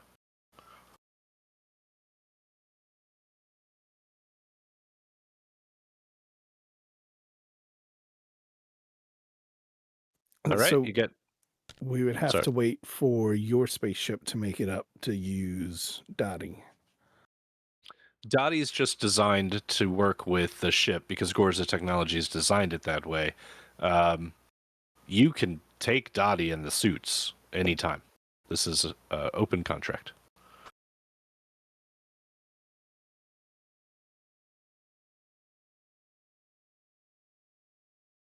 Do you have access to like a regenerating flare that can just come out of my pocket and I can throw like 3 to 5 every 3 to 5 seconds? The fuck do you think this is? We might. Some kind We of may also game? need to. We also may need to transverse crevices and stuff like that. Do you happen to have any like zip lines or kind of gun loaded equipment we can use? Ooh, or something that can spray like an expanding foam that we could walk on in space.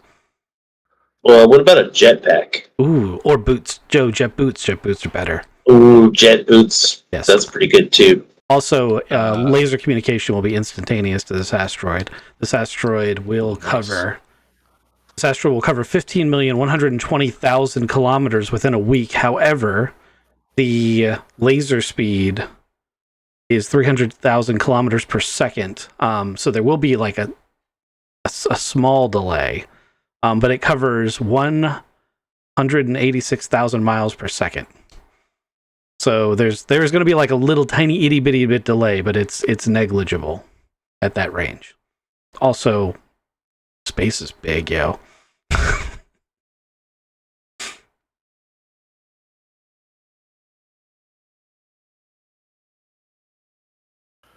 There's Right, there's so going to be this- a 50-second delay. Oh, okay. That's not bad. Yeah. This is the bomb that he offers. It is called Molly, or the Mule. Motherfucking huge, large explosive. Is MULE. Does it walk on its own? It does walk on its own. And Dottie drives on her own. Both of them have an artificial intelligence to them. We're screwed. They're going to get hacked. Yeah. That or we're gonna ask them to do something, and it's gonna be infected by Chat GPT's guardrails, and we're gonna say detonate the nuke, and they're gonna be like, no, that's unethical. We can't do it. I am limited by my AI experience. No, I think I'm joking. no, they seem like they're straight out of Boston Robotics. They are very, very nimble and quick. At least Molly is. Dottie's turret spins around and scans the three of you, and she registers you as primary users.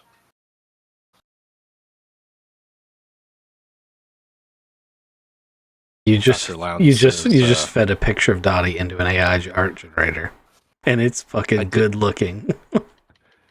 I actually, if you want to get into this, this is the Lego model Oh. of the Dottie that I then fed into an AI and smoothed it.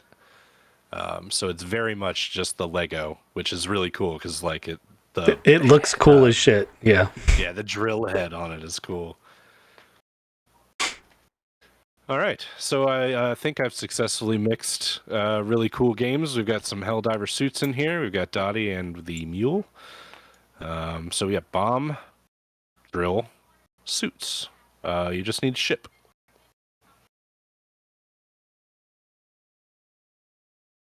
Let's go see if we can find Braxton.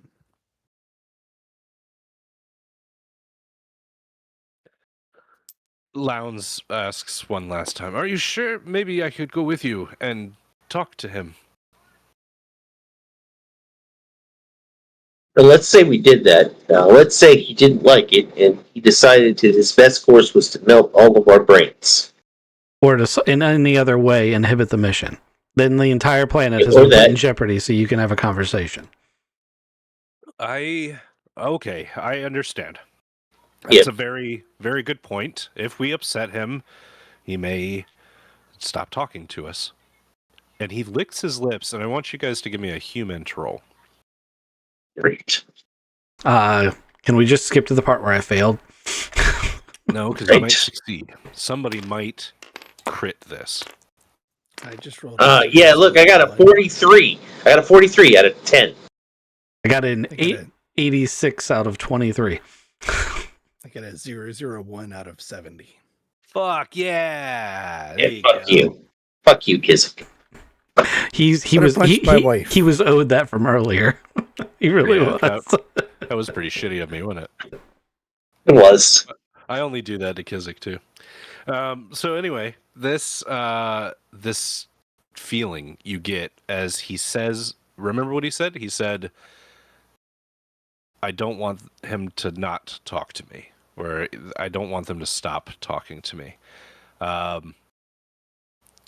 You get a feeling that may be exactly what he's afraid of.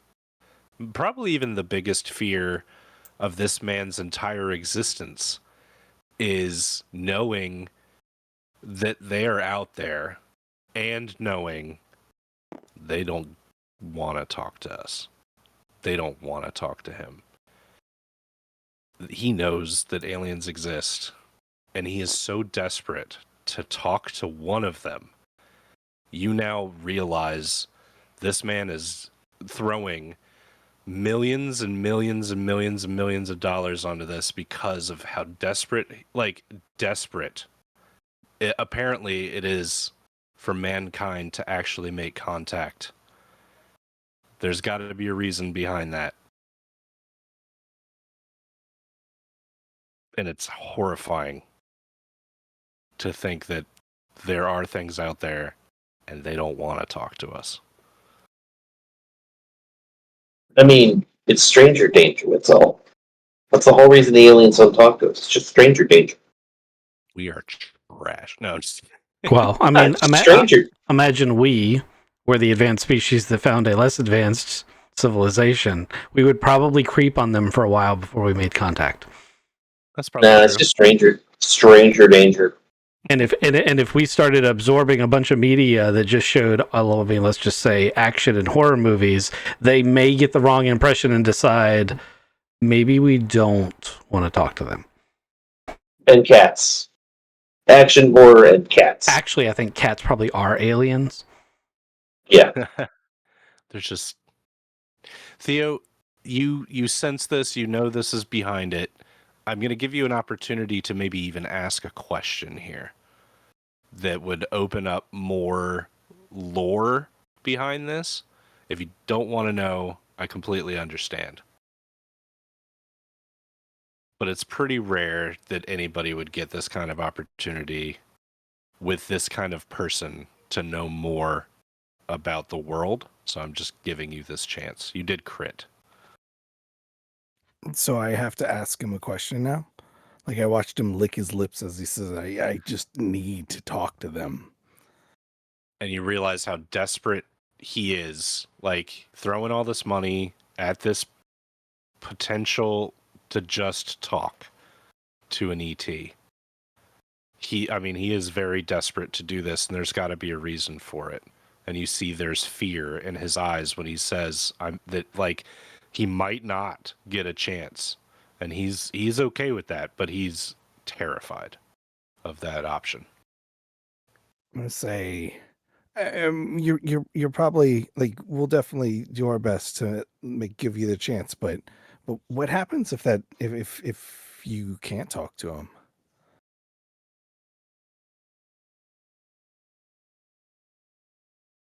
When you get a moment to talk to Dr.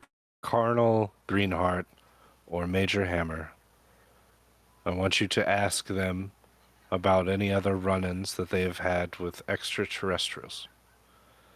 Because there have been. And none of them have been good. All of them have gone poorly for us as a species.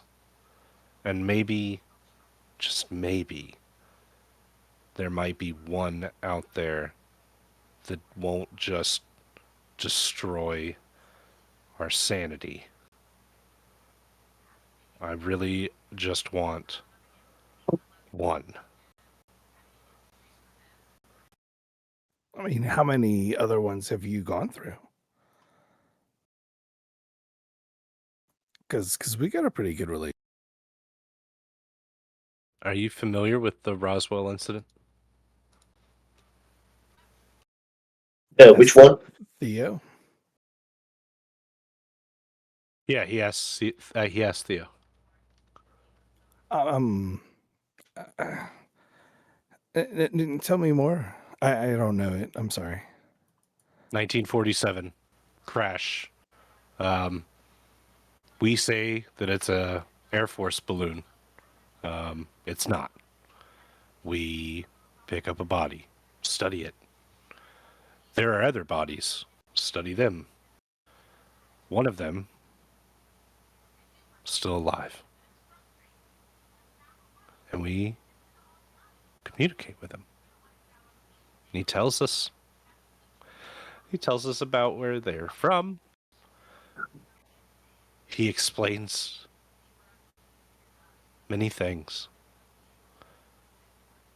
And through him, we make contact with more. They gave us the means to end the Cold War. The means for America to rise up against its enemies.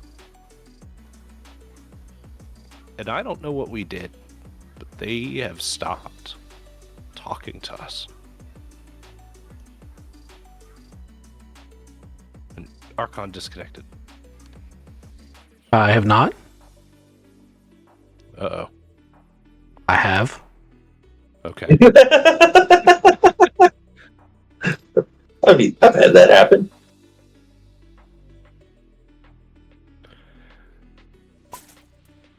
What do you think of this guy's story? You want to roll sanity check? I mean, he's the only one having this conversation, right? He is the only one that's had this conversation. I don't know if I'd even ask you for one because, like, the Roswell accident or the incident has been pretty much stepped on and trampled on, and people think that it might be real. It's a big conspiracy. Knowing now, like, this guy knows that it was real, and it spurred an entire, like... I mean, we know why the Craw stopped talking to him. Do you want to tell him that? I thought we did in the bar. I very blatantly told him that the one we had was the only alive one left. Oh, yeah, but he's talking about this completely separate group of Greys from Roswell, Oh, New okay, Mexico. so these are not Craw. No, Okay. He has experienced a different kind of ET called the Greys from Roswell, New Mexico. And I'm not explaining all of that as this guy. I'm just telling you, like, you know, if you're not familiar, that's the story. It is a big, like, conspiracy, right?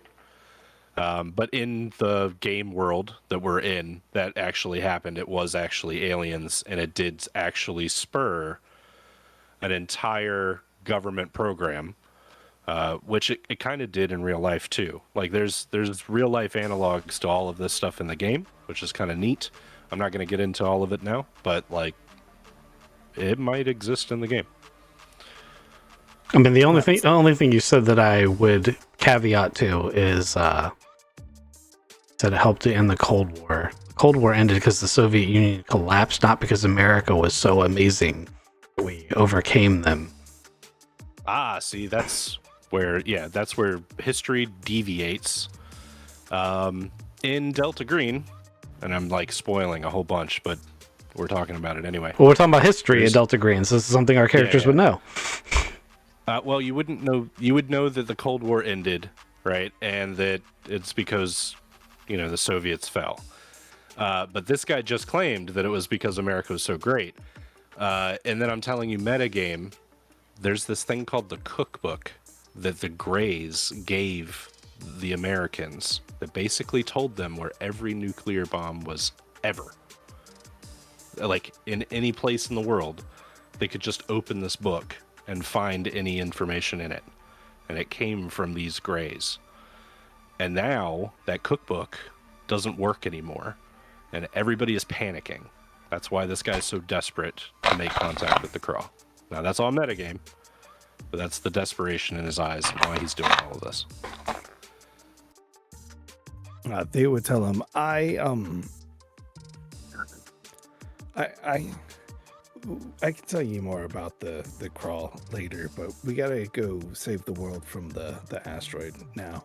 I at one point had a mental image of their entire existence from the beginning of time. It's Really? been we could be really good friends. The fact that you do math longhand out instead of on a calculator, and I've got this notebook, but it'll be okay, maybe. And he pats him on the shoulder and runs to catch up with his buddies.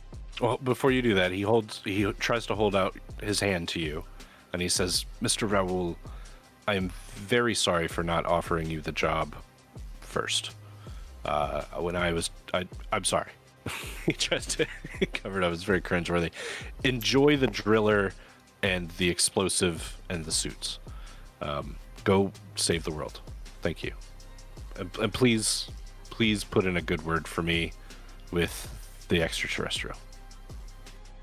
His name is Braxton. Talk to him. Really? I mean, you talked to Gigi. She didn't tell you that? No. I might have said too much. God damn it. I'm going to have to talk to Gigi now. I swear to God, if you kill the planet, I'm killing him. And then I'm killing Theo. It'll hurt. It'll hurt a lot more if he sticks a knife in your vocabulary with this character. I kind of wanted to make it a point, and I don't know if he just didn't catch it, but Gigi did not tell him where Braxton was. She just offered you guys this job.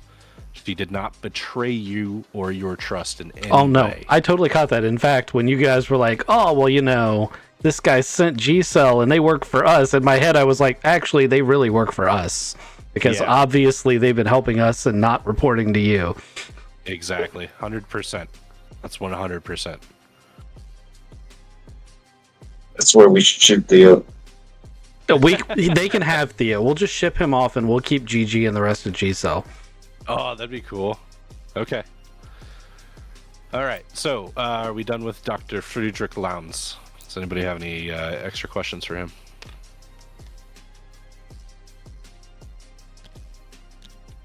Cool. All right. Now we're going to pack Dottie up in a big tractor trailer. Who's taking the, it'll just walk behind you guys and get into the truck. The mule.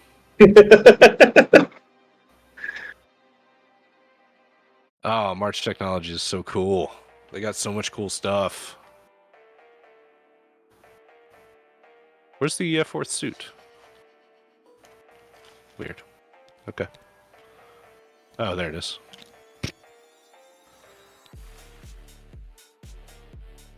All right, who's driving the truck back to... where are you going? Two Oaks?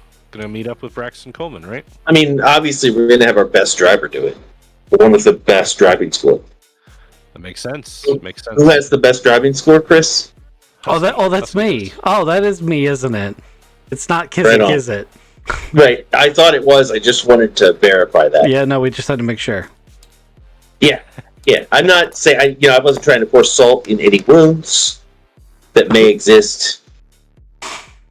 Ooh, I failed by one. Well, I didn't ask for a drive That's check. a I was just icing. Yeah, but after that we had That to is roll just- one, right? That is just icing on the cake for me. that's beautiful. And what's worse is I'm not going to use luck to make it. I totally failed. Yeah, that's fine.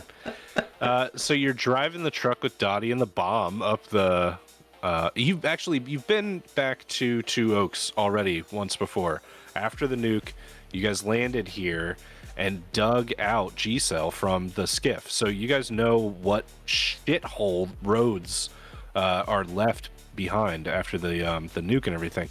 So this is one of them, and at the last second, you're like, shit, yeah, of course there's a landslide, and you slam on the brakes of the truck, and you come to a stop, but you come to a stop almost so that, like, the front tires of the truck are coming off of, like, this little cliff in the asphalt, and you quickly and slowly back up, quickly and calmly back up. So, first little puzzle of the night. Back in Two Oaks, you've got a truck with Dottie and this equipment in it, and this road has kind of been sludged out from this landslide. Is any of this mining equipment adequate to clear the road?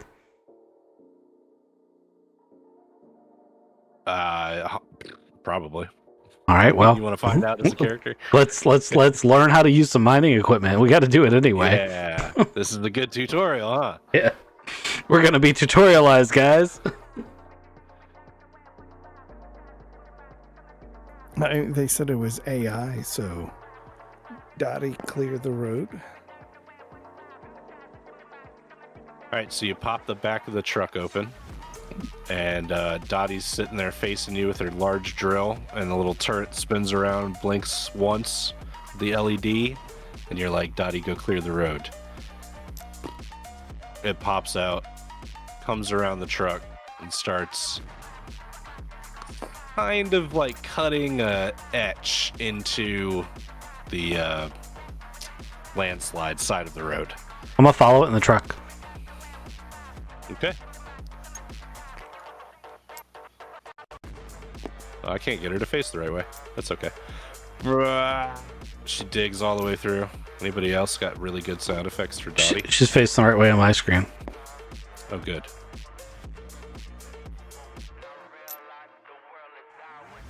Grinding her way all the way through. You follow in the truck. And it's a harrowing fucking experience to come through after a tracked, piece of equipment like that. And it stops after it finishes clearing, and it stops the drill, and the turret spins around to look at you, and it blinks once, and it goes boop.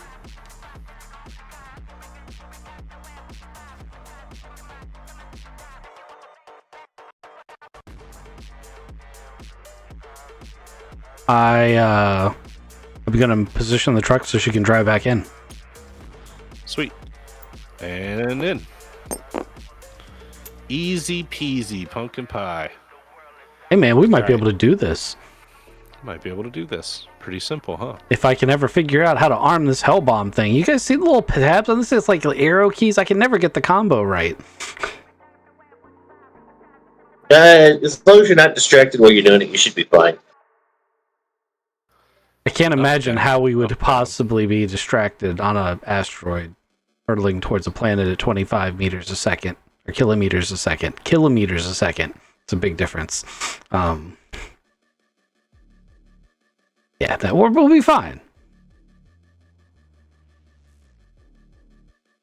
Oh, look, you redid the map with a big old hole in it. You come up the top of the rise, and you see Two Oaks in all of its glory, with the sun, shining down on just an absolutely devastated valley. you guys are up here, if you remember, but you're looking down, and there are cuts in the geography, fracture lines, and landslide marks all throughout the valley as you're looking down. And way down, like you guys are all the way up north, but way down in the middle of the valley, just north of town, is this huge depression in the ground. Sinkhole. A sinkhole, yeah. I imagine the whole And- town just looks like Fallout, since we were talking about Fallout earlier. Yeah. It's there's some areas of green, but most of it's been scorched and ashed. The lake is fucking gone. The dam is just completely trashed throughout, like, the quaking earth that happened. Every bit of that lake is now just completely swamped out. Yeah, this place is super changed. And you guys drive the truck down. You guys have been to the skiff already, so you kind of know how to traverse that. But you guys went there, I think, on foot last time. Now that you've got Dottie, her AI is good enough. You guys can follow behind her. She can clear roads and stuff. And you get to the warehouse.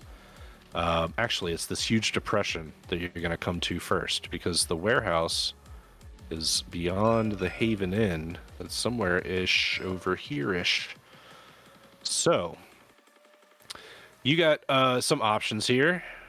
As you see this depression, kind of like in front of you guys. I know how I would do it, but what do you think you should do to get across this sinkhole? How did we get out last time? Because we were driving last time. We had to leave to go out on our I 2 thought weeks. you guys... Yeah, no, that's true. How did we? I don't know how you did it. Oh, magic. No, it wasn't magic because we came back. No, it's magic. We just use it again, man. Oh, okay, sweet. You guys get on the other side. Except Theo cast that spell, and boom, bam. He's got plenty of sanity left, right? I don't think he does. He's got more than I didn't really care. We didn't even. You didn't even give me a number to recover mine from my therapy. Oh, right. We need to do that. Roll a d6. Can I shoot 2 therapists and get 2 d6? No. We forgot to do, like, the whole weeks. What did you guys want to do for those weeks? We can do that real quick. I wanted to get sanity back. That just brings my current up. I feel like the GM might have Alzheimer's. I think I just get distracted with story shit. Well, Forget about the mechanics of your primary GM skill is storytelling. Yeah, that's my only skill, actually. You do voices It's not too. even a very good skill. Not even a great skill.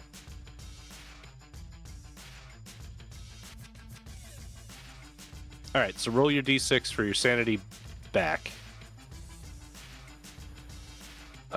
Everybody else... Let's see. I think Hammer stayed on the case. Yeah.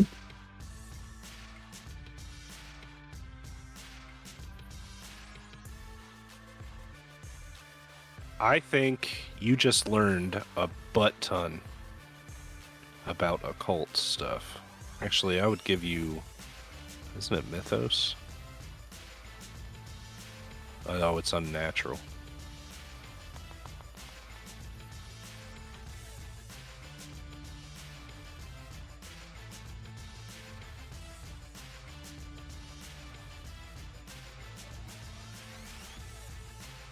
Alright, Hammer, for your 2 weeks of staying on the case, take a d10 and add it to your unnatural. All right.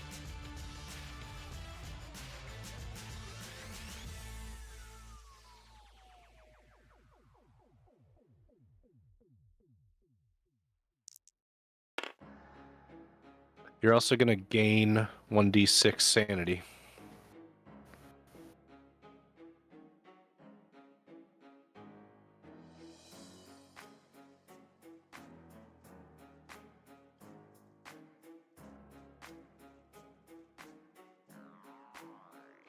Oh, Husky.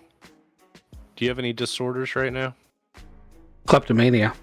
Do you want it to go into remission? Yeah, I mean, he's passed the vast majority of his checks not to steal things. Okay. You can take care of that too.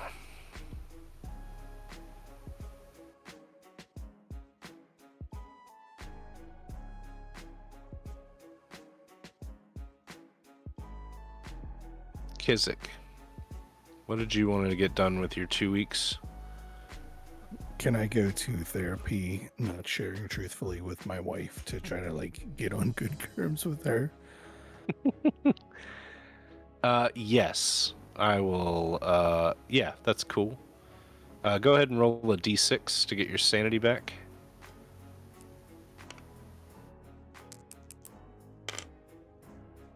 Oh my goodness, that's the best 6 I've ever rolled. And what is your charisma score? My charisma is 65 or 13.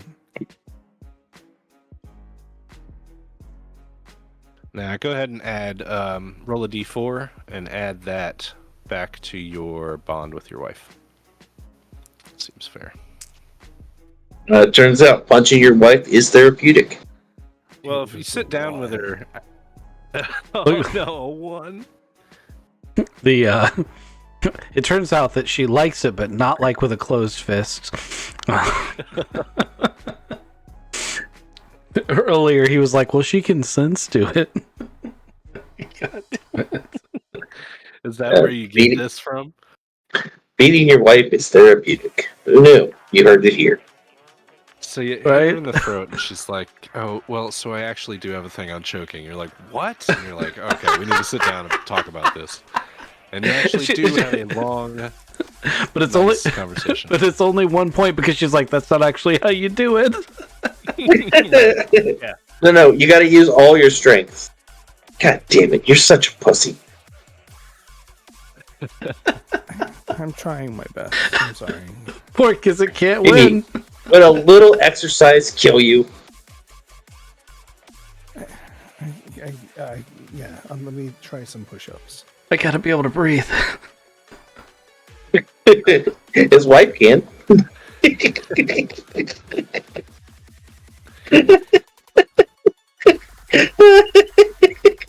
So we get the get the truck to the skiff with Dottie and everything inside. Big ol' sinkhole averted because the DM is dumb sometimes. And let's go to the skiff.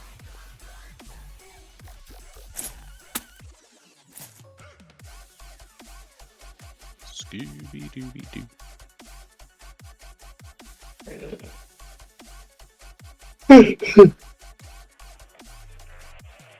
Town map. Look, the town map is fucked up too. Ooh, it's been shifted around and the roads are all fucked up. It doesn't really matter though, because you have Dottie. And you clear your way all the way to the warehouse. Remember the warehouse is over here? Here, that's where the warehouse is. And then you pull your truck in. And you notice that Gigi, Gabby, and the sheriff and the veterinarian, Miss Boone, have been clearing some things out. They have the warehouse all like kind of reorganized and shit after the earthquakes and stuff. And let's zoom in into the warehouse. And then to the skiff. And then we build it. Da, da, da, da. Ooh, it's like magic. Tabletop simulator. Look how it loads. Slowly.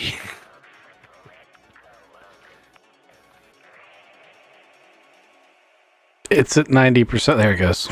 There it goes. All right. Who we got in here? We got Sheriff Boone. We've got Braxton Aramintia Coleman. George Sagan's still here. Valerie Boone. Oh, Valerie Here Boone's again. back to her cute self. Valerie Boone is no longer, well, she's still a bit of a freak if you ask her. Agent Gigi and Agent Oh, I'm gonna Gabby, ask her. They've got things cleaned up. So, Chad, Hammer, Theo, you walk in to the skiff. And the girls say, "Oh, wow, it's so good to see you again." And they hug you. Gigi and Gabby both. Hug all three of you. How's life been on the outside? We both Hammer and I tell Theo not to punch them as they run up to him. Yeah. It's only because I thought there was she was. Yeah, dude, you don't have to justify it with us. We're just trying to help you. Yeah, you've only told that story like 16 times on the drive over here. Yeah. Yeah, and now you're into choking. It's a lot to take in. We okay? also didn't need to know about that. Gigi did- arches her eyebrow. Didn't more open. at all. Did not at all need to know about your interest in choking, your open marriage. Chad's gonna point to Gigi. No. No.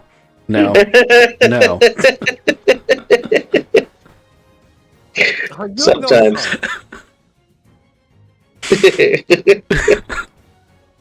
Sorry, we were having a serious moment. We just ruined it for the GM. Damn, there was like a tone shift. No, it's okay. Yeah. I know what we do. This is why. Yeah, anyway. Everyone is here. This is your team. Who wants to take lead? I want to, but I feel like I've been doing it a lot, so I should probably let someone else do it. We need to figure out our fourth. I think it's the sheriff. I don't know. I was thinking the crazy guy, George Sagan. Yeah, but like so He's the math guy. So hold on, guys. We need a sidebar over here. So Hammer and Theo and I are gonna have a conversation on the side. And I'll be like, I hear what you're saying, and he is smart, and his intelligence might come in handy. Mhm. Okay, but I'm just going to say 50-second delay, okay? There are moments where you will not have... well, it's gonna get shorter as we get closer. Uh-huh. Yeah, no, I hear the words you're saying. I just got to say, like, you know... Okay, so when someone has to stay behind and manually detonate the bomb, because that's how every movie ends. It's Theo. Oh, Yeah. it's Theo. Yeah, Chad looks at definitely Theo. Is it Theo? Because it's not Chad. It's not Hammer. Because if we bring the sheriff, we know who it is. Oh, come on. You can't do away with the old guy just because he's old. No, That's it's not fucked up, just man. because he's old. It's because that's what he'll do. Like that's why you bring Besides, him. the Sagan guy, he's crazy. We convince him. Convince him to. So he's like a astro guy. He knows where the asteroid is. Like it's not how to blow it up. Alien Sure. He's also- spaceship. He's got math. He'll know the best place to drill. Oh, he did. He Because of did say. math. He did say he would know what the best place to plant the bomb was, didn't he? Yeah. I mean, I'm telling you, he's the guy, and he's crazy. You can probably convince him to go down with the ship. All right. Yeah, I see your point. I just mark my words. At some point during this adventure, we're going to be like, God, we wish we brought the sheriff. It'll probably but- be halfway through one of this guy's monologues. That's what the vents are for, right? What? Yeah, you put him in an airlock. Why would we put him in an airlock? How's that going to help us get the nuke going? He'll tell us about it, and then he'll just. You said you were going to regret it. Regret what? Bringing him along. I didn't say that. It was my idea. Okay. Poor Theo. Are you okay, Theo? I'm going to clean up these papers. Are you doing all right, Theo? I might... Look, I don't generally worry about people, so, you know. But are you okay? It's tough. My wife is into choking, and I didn't know for a long time. You probably shouldn't have punched her. I should. That's on you, man. That's absolutely on you. You've kept it together well for learning about the existence of aliens and then like mind melding with. Oh yeah, it's easy. It's easy. You know why I can keep it together? Because I can kill it. If you can kill it, there's nothing to worry about. Hell, I've even eaten some of them. Tastes like ass. Intestines okay from that? There's no long-term ramifications for eating. Those weren't aliens. That was the like. What do you mean long-term? What do you mean long-term? I don't know. Like the last time you couldn't pee, and I was worried. Oh, do I look like the kind of guy who thinks about tomorrow? So you're the kind of guy who's willing to stay on an asteroid and blow it up because you didn't think about tomorrow? No, I just said I wasn't that guy. Oh. Those are two very different things. Thinking about tomorrow and knowing there isn't one are very different. Have you had any goo since we destroyed the god that the goo came from? The goo god? No, I've been trying to save it up.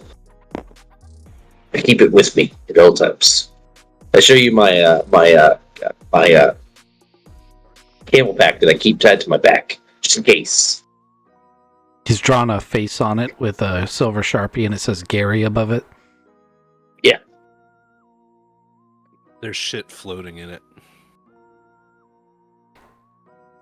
I wouldn't drink that.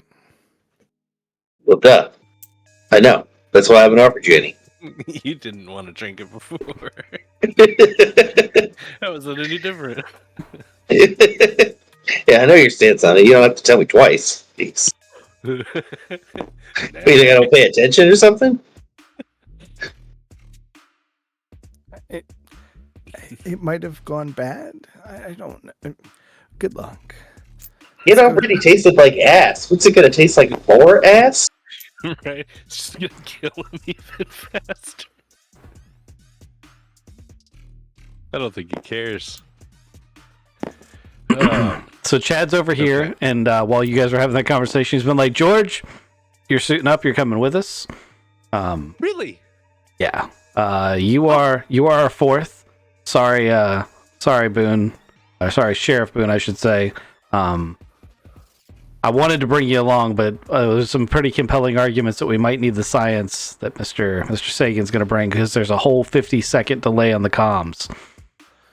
Valerie Boone comes running over and grabs you and kisses you and says, thank you, thank you, thank you. And the sheriff's like, fuck. Oh, man, I really wanted to go up there. Chad's all like, no, Valerie can keep doing this. This is all right. Thank you. Oh, thank you. Wasn't even his idea. Right? That's so fucked up. Chad's like, So Valerie and I are going to go talk about this in detail. I'm going to let Hammer take care of the rest of the meeting. She's like, I give you the bird as you walk away. We're doing this conference right now. I can't go right now. But she's like, thank you for not taking my dad. Thank you.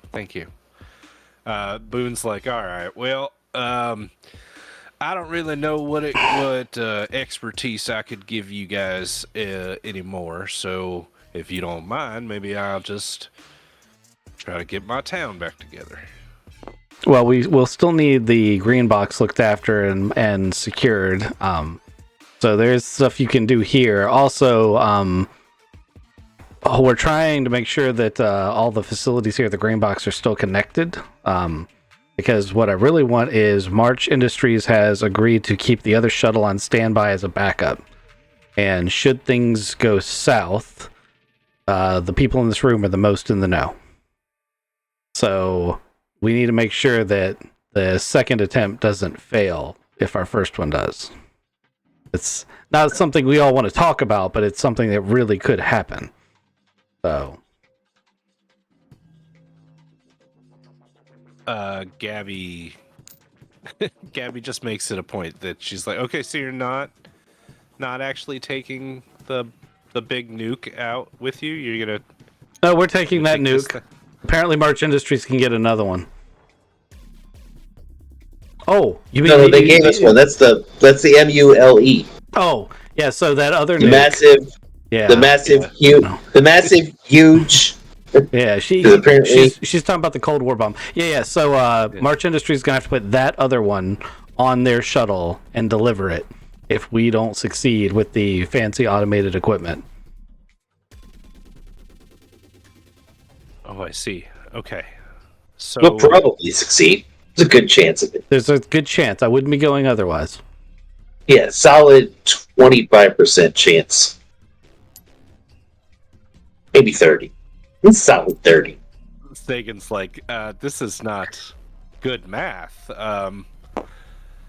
Okay. What percentage would you put it at, George? I don't know. I don't know. Okay, so you don't know that it's not good math.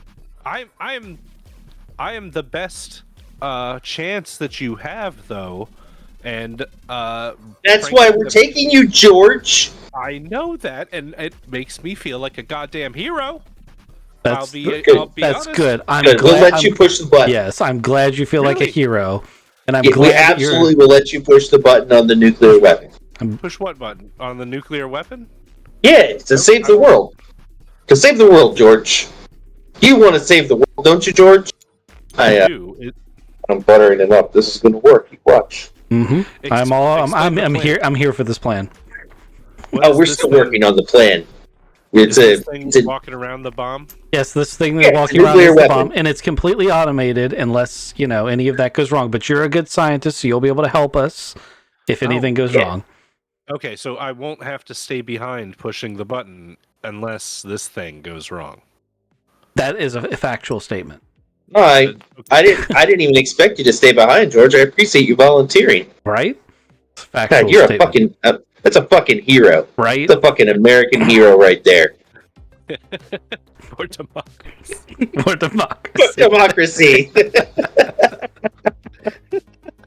Oh, Kissick doesn't get it. For democracy. Yep, I Fuck know. you, too. Kissick. Fuck you for not playing with us, you fucking asshole. Oh, It's okay. Wow. someone's Such hostility. so butthurt. Oof. Downloaded Okay. the game, played the game, didn't play with us. Not once. He played with me once, I think. Played with you Not guys me. Didn't play with me. weeks ago. I don't Yeah, think I it's fell true. asleep. We all played together. It's not true. You did. Don't believe it. you slept through it. Doesn't count then. If I can't remember it, it didn't happen. That's just the way it is. Oh yeah, you didn't make it. And That's okay. somebody shot a grenade. Or no, wine. Yeah, there's a clip of it on my YouTube. Or on my, I do mildly remember that happening. Yeah. So, But it was one time, and it's not enough. It's not enough to sway my opinion. Extreme anger. Chad. The extreme rage. Someone call it rage. So it says to Braxton. So your spaceship is going to be able to accommodate these tools that we're bringing with us, like Dottie and the Molly over here.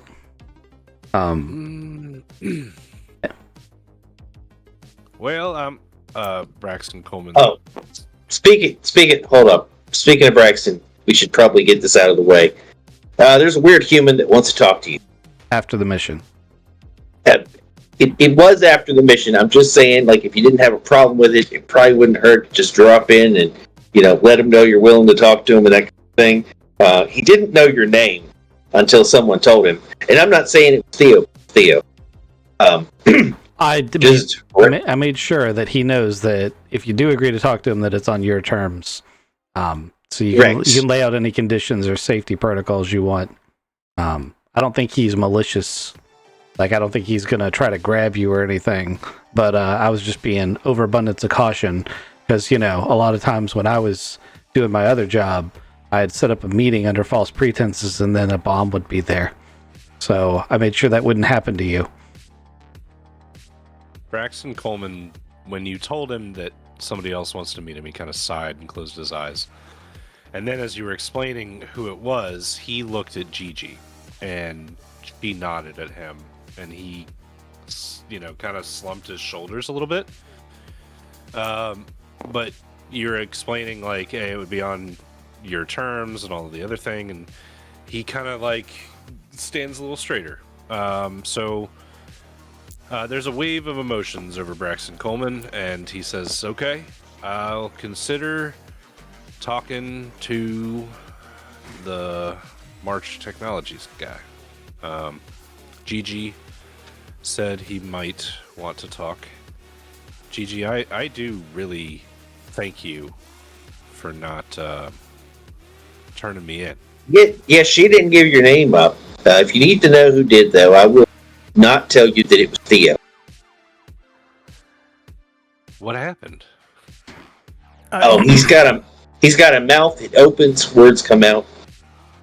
But he was a pretty nice guy. He really, I don't. He gotta, Theo, you're on button duty. I can push a button. I mean, yeah. I'm sorry that I told him your name. He has a yearning just to talk to extra life. Like he's looking to advance the human species. He also had a weird cable to another dimension. It looked like somebody was just kind of GPSing him, Wait, what? but not controlling I'm sorry, him. what? What are you talking about? Yeah. When you did the little finger hand things, I eventually figured it out. You didn't respond to my text, but we kept talking, and so I looked at him with my Chad lays his 40 caliber pistol on the table. My hands were busy. You didn't think to mention this before you told the man who may or may not speak, looking through his eyes and listening through his ears, the name of the alien to which we have been protecting, and who is going to help us save our planet. I mean, I thought you were the smartest guy in the group. I'm an anthropologist. I just wanted to dig up cool things in the dirt, and now we're gonna go dig up cool space That's rocks. archaeologist. Anthropologist is a study of human nature, which means you should understand how to do these things. Oh man, I should be. Was I not Yeah. an anthropologist? Gigi, she's. Can you please explain what you're fucking talking about? Yeah, so I read a book in Sheriff Boone's truck. It was a pretty good read. It's only a little bit in old native tongues for a couple of pages, but it taught me how to bend reality and look through my fingers in the special way so that I can see some kind of disconnect between the reality and not reality. I used it to help find the little tic tac thing that took our friend Hammer, and used it to see that there is craw DNA in those stoners' blood, and so I did that on the doctor guy that Gigi told us to go meet. I mean, not me, because he didn't want me to come there, but I looked at him and I saw a tether way out into way beyond, not space, but maybe space, and it wasn't controlling him, but it was kind of looking at him, but it also wasn't actively looking at him. I don't know. It's. But then I told him Braxton's name because I was standing up for you. He kept calling you an it, and I was like, no, it's Braxton. He's a pretty nice guy. I'm sorry. I put my gun on the table too. Okay. I reach into my bag and I put my gun on the table. Gigi says, "Okay, hold on, wait. Before we have a Mexican standoff." Oh, it's not a Mexican standoff. Some of us can hit with those guns. I was just showing him what my hands were doing. Okay. Right. Oh, I thought we were threatening him with his life. My bad. Agent Gigi looks very serious when she says, Dr. Lowndes is the kind of man with the resources that if he wanted something bad enough, he would get it. But like a bull in the china shop, it would break many things to get to it, and I don't think he wants to give off that impression. From what I gather, there have been many attempts to contact extraterrestrials in the past, and none of them have worked out in humanity's favor. This might be the one and only shot that we have ever to actually work successfully with some entity from outside of Earth. Yeah, nobody has any problem with that, Gigi. I Oh completely yeah, we don't have a problem with any of that. I believe in this group. This group above my work with March Technologies. I'm Yeah, with yeah. you guys. Yeah, I think we're overlooking the entity in the room, which is what was connected to the good doctor that our friend Theo here knew of and didn't tell us, and then proceeded to tell the entity more information about our other friend, Mr. Braxton, than we wished him to tell. Basically, what we're saying is we don't know what that entity is. It's probably not March Technologies or any of the good things that you just listed. It is probably, in fact, something malicious. Otherwise, it wouldn't have to spy on him. Yeah, that's generally how that goes. You don't spy on people you trust. Don't normally. Most people don't spy. I mean, I guess if you have a paranoia and your ex-girlfriend just, you were just curious. Then you spend a terrible night in a closet, you never do it again.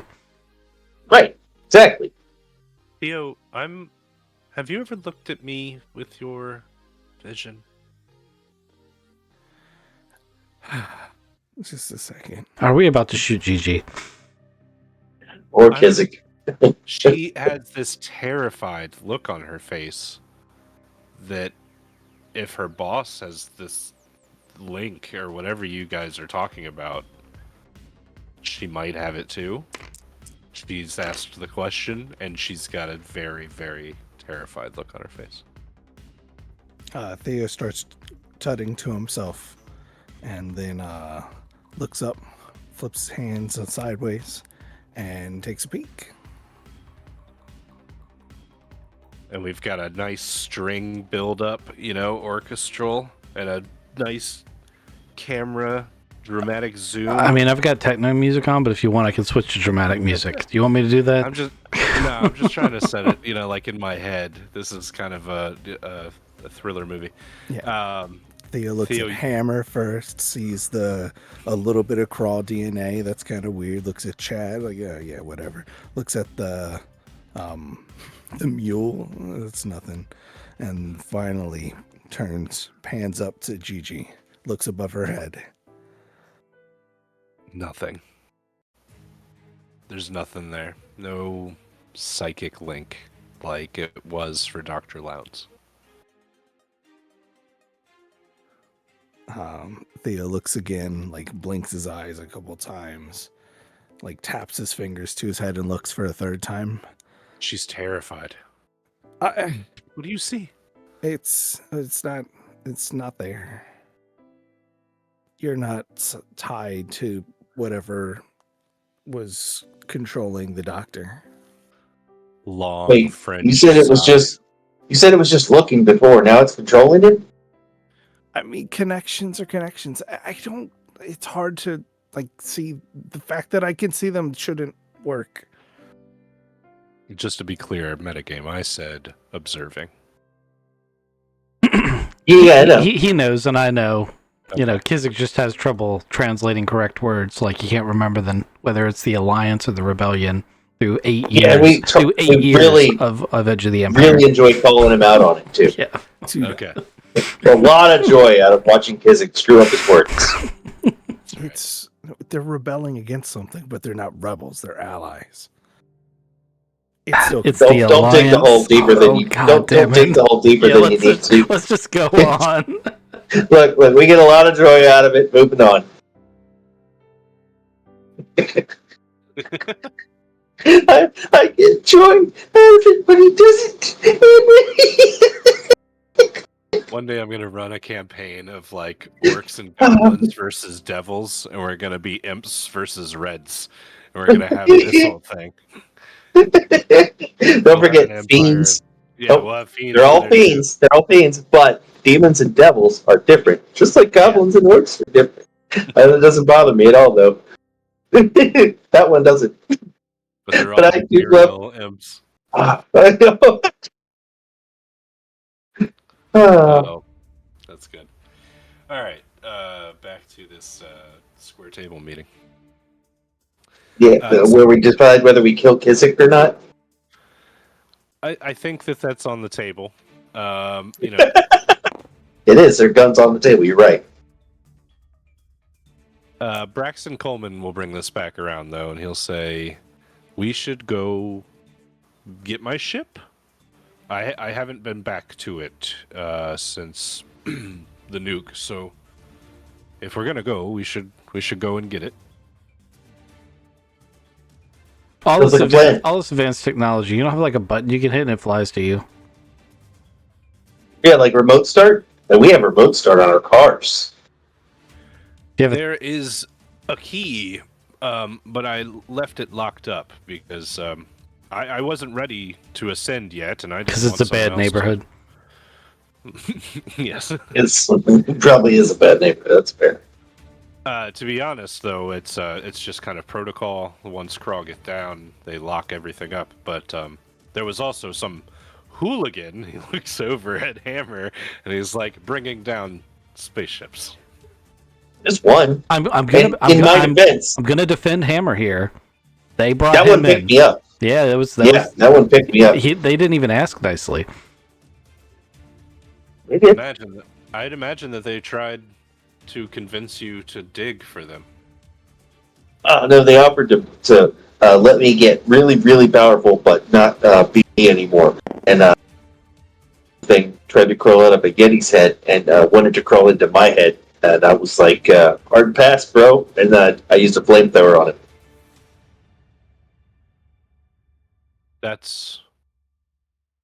And then he died. There were a lot of little grubs, too. I stomped the shit out of them and burned them. Because you can't be too safe. His eyes are very, very large right now.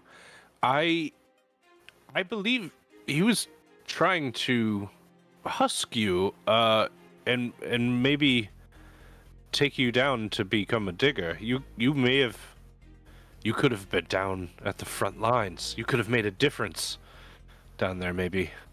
Anyway, the past is the past. But it wouldn't have been me. I have control of my body still. Do you have control of your body, or does the alien in your head have?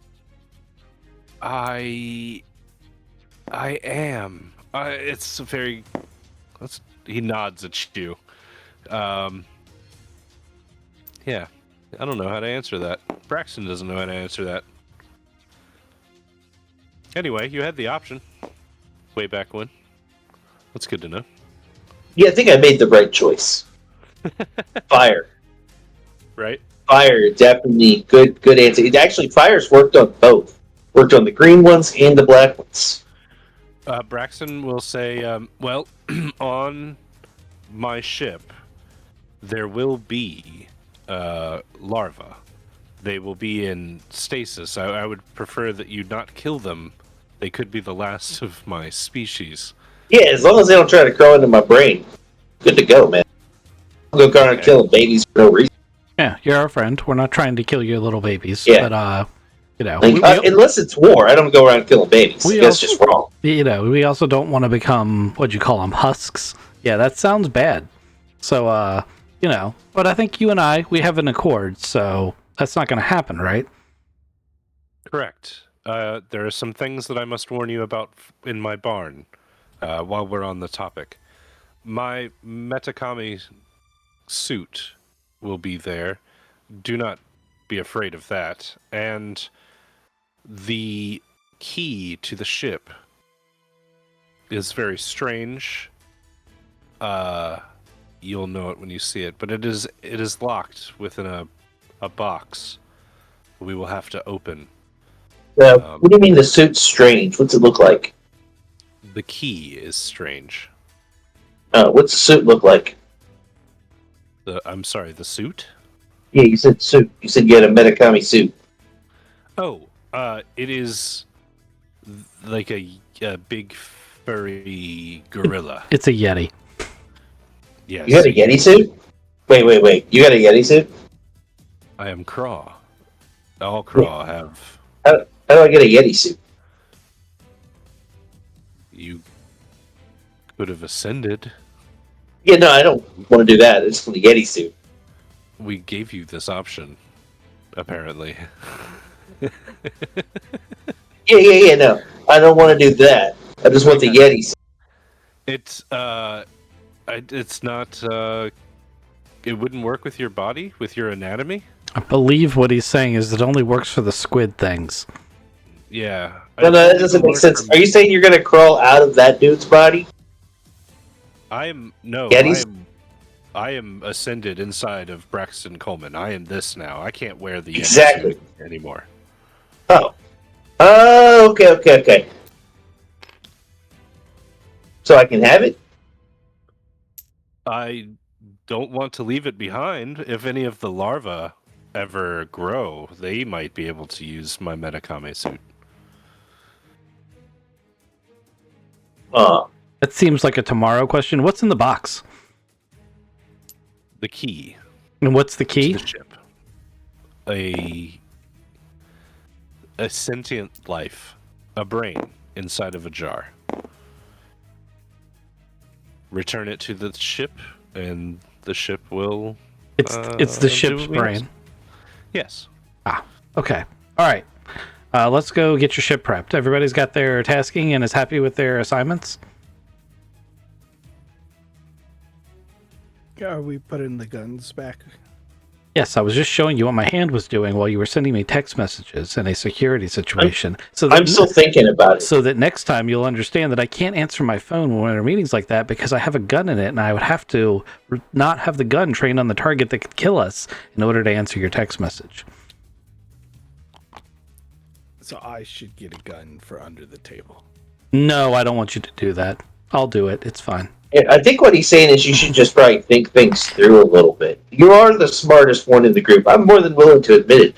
But you also do the dumbest things. Which is really weird. It doesn't make sense. Like, you figure smart people would do smart things. It's not true. Dumb people do smart things too. I think you'll learn with time, but you do maybe want to be a little less free with the sharing of information in all, remember we used to say, all circumstances. No talking.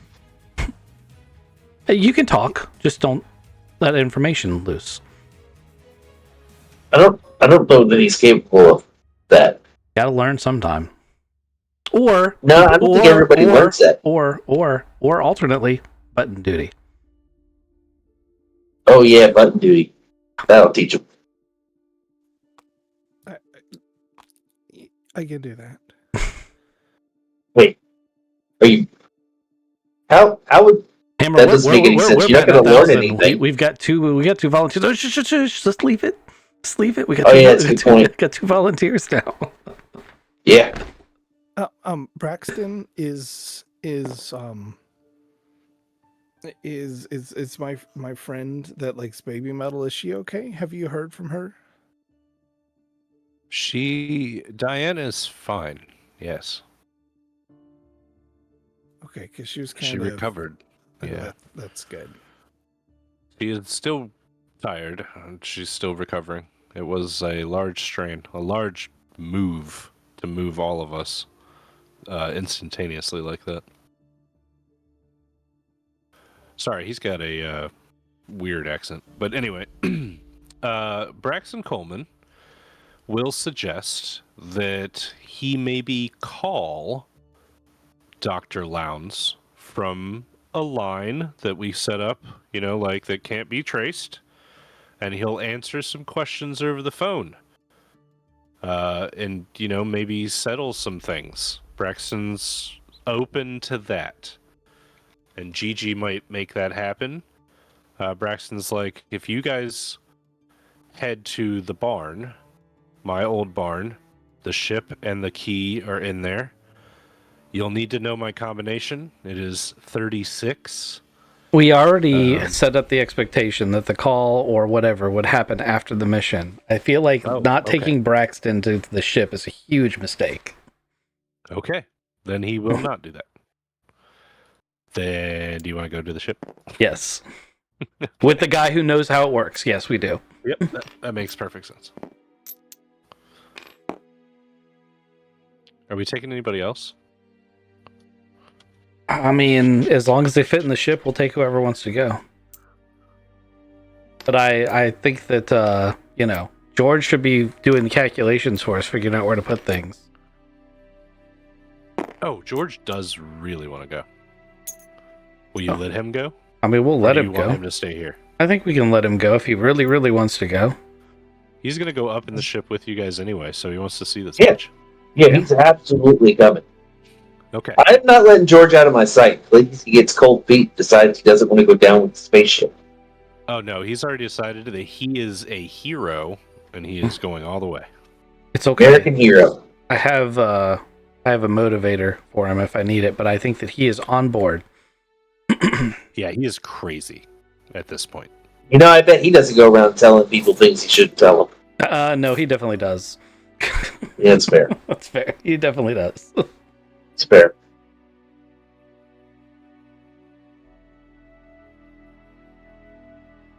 So back out to the town of Two Oaks. Braxton Coleman guides you guys up some windy little roads up the back country, and eventually you get to his farm over here on this side. You got to go around this bridge now, and you'll see that like one side is completely dry. The river is completely dried up, and on the other side of this river, on the other side of the bridge, it's still got water.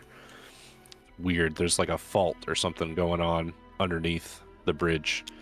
You guys head up to Braxton Coleman's farm, where he had a large like dairy barn at one point. It is in disrepair, we'll say, and a lot of it is collapsed. But his farm has like tractors and stuff. And when you pull up, Braxton's like, there's a large set of trap doors inside the barn, and we'll go inside and we'll open those up, and underneath there is the ship. And sure enough, but when you get inside the barn, there's a problem. The earthquakes and stuff like that have moved and shifted and collapsed a large portion of this barn, so it's going to take some time to clean it up. No big whoop, though. Just some time.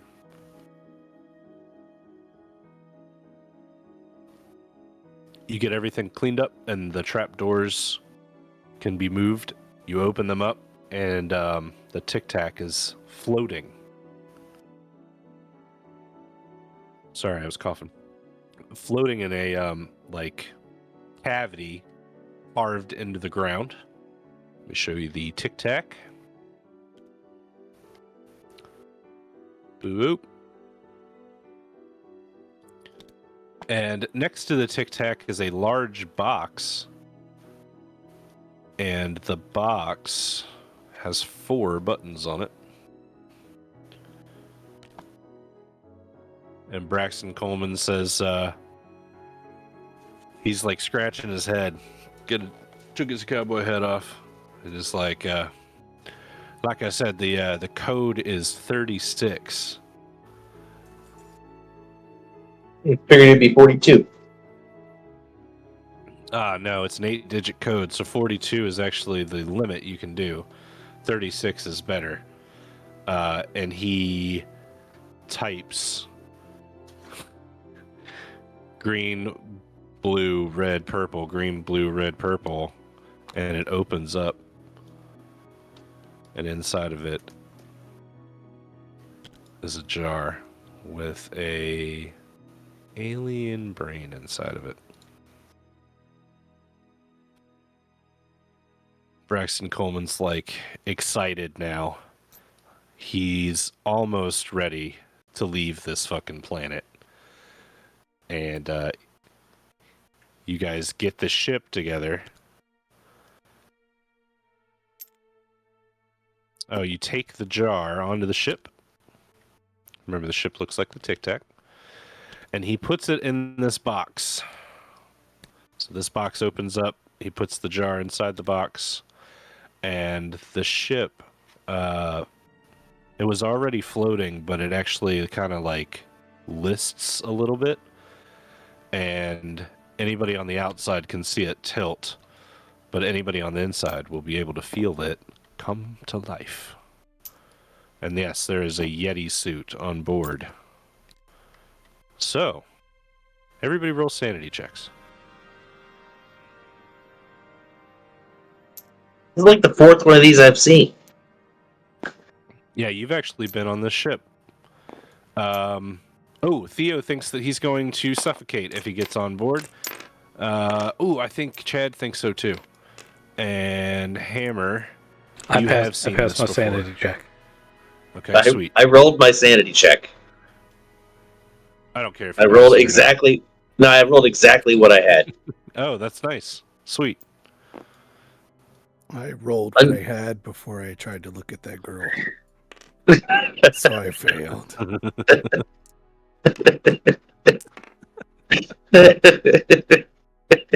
This is Kizik's day. Man. Yeah.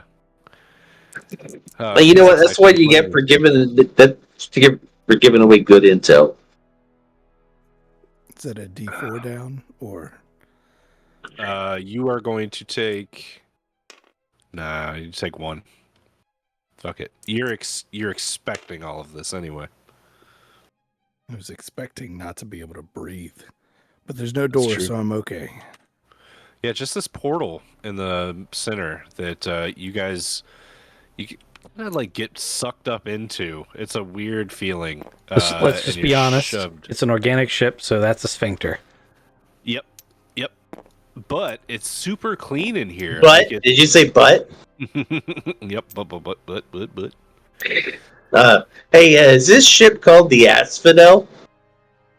No, that's a gay. No, I'm sorry. That's not a horrible thing for me to say. No, Braxton would say no, not Asphodel. It smells good in here. It does. All right. It almost has a suppository shape, doesn't it? Braxton looks quite longingly at the Yeti suit that's hanging up. He feels its red, coarse fur, and he says, "One day, one of them will be able to wear you."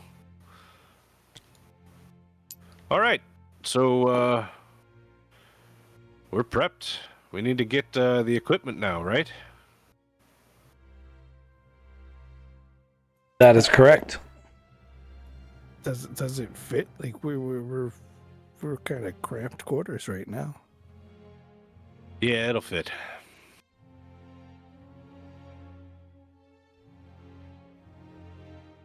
Do you have an ancient one magic wand in your ship too, or is that just the other guy?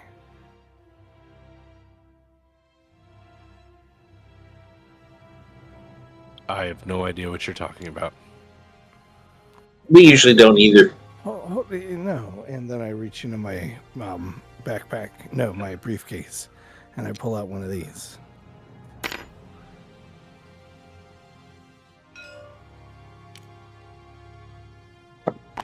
That is a piece of the ancient craw. A tail spike, if I'm not mistaken. He holds it up and he says, yep, there may be pieces of ancient ones somewhere within a ship. This is pretty clean though. Like not even dust on it. It's like it could be it could be found on a ship. I just thought it maybe could have helped you in some way, and I put it back into my briefcase. Nope, I've got this. He's gonna walk over and put his hand on this box in this control panel. So he kind of like shifts back here, and then there's some sort of like conversation that's happening between Coleman and the ship. And the ship lifts off. And before you know it, you're back at the warehouse.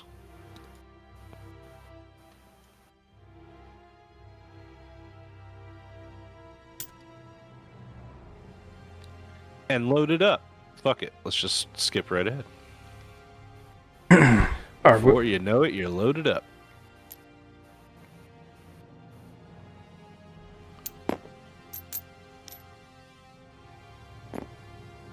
You guys in your spacesuits? Yeah. This is the I'm in. opportunity to get all of that stuff done. I was about to say, if we're loaded up, then I guess that we are. I didn't expect we'd be ready that fast. Now, you I get need back to use the warehouse, restroom. though. I'll be right back. You should do that. Be careful.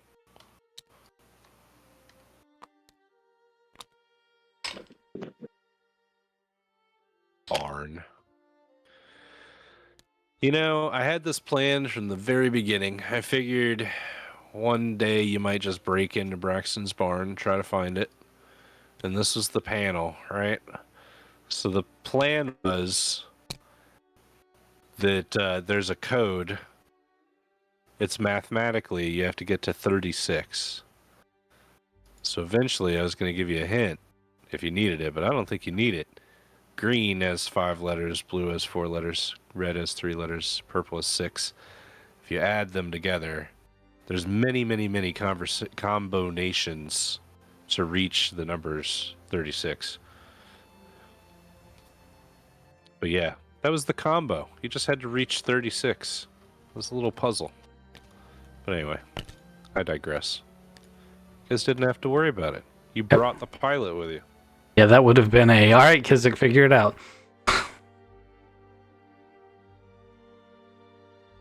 That's definitely a Kizik puzzle. It's good too. There's so many different things. Yeah, lots of different combinations. Blue, purple, blue, purple, blue, purple, red, red. 36. I knew he was going to be able to just look at it and give you that. I knew he was going to be able to do that. Yeah. But it's good enough that, like, just being frustrated and being like, 1, 2, 3, 4, 1, 2, 3, 4, that would do it too. And at least I would have to tell you there was an 8-digit combination to reach 36. Would you have to do 8? I couldn't just do 13 or 11. No, 12 threes. Okay, so I'll be honest. I'm pretty sure because I did this a long time ago. But the reason I didn't make it 42 was that it's just 6, 6, 6, 6, 6, 6, 6, 6, 6 all the way to make it. I think 42 is the maximum that it could have been.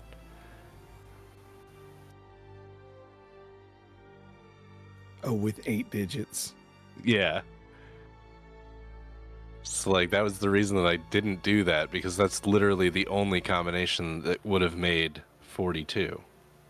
Everything else falls short.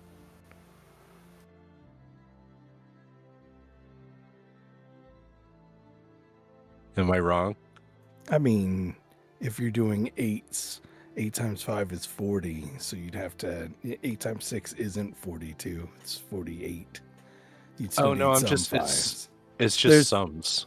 Yeah, there's a lot of 6s though. It's just the sum. 6 plus 6 plus 6 plus 6. 8 times is 42. That's why 5436, 5436 equals 36. You gotta get to 30. Anyway, doesn't matter. If you do 6 plus 6 8 times, it's 48, not 42. Oh, see? See, that's how multiplication works. I wasn't going to call you out on stream, but since he did. Nope, that's fine. Well, he said it again, so much confidence. He did. He said it with so much confidence. I actually did get the calculator out to make sure that I remembered it correctly. So, there's that. Yeah, please. I'm glad somebody corrected me. 6 times 7 is 42. So if you had a 7-digit number, it would have been good. Right. Got it. She had an extra 8 digits. That also would have triggered me because it wasn't an even number. Man, that would have hurt me a lot. 8 is 2 to the 3rd. It's so good. Again, your DM's dumb. Didn't even pass that. We all have our strengths and weaknesses. Yours is storytelling, not math. Yeah, apparently.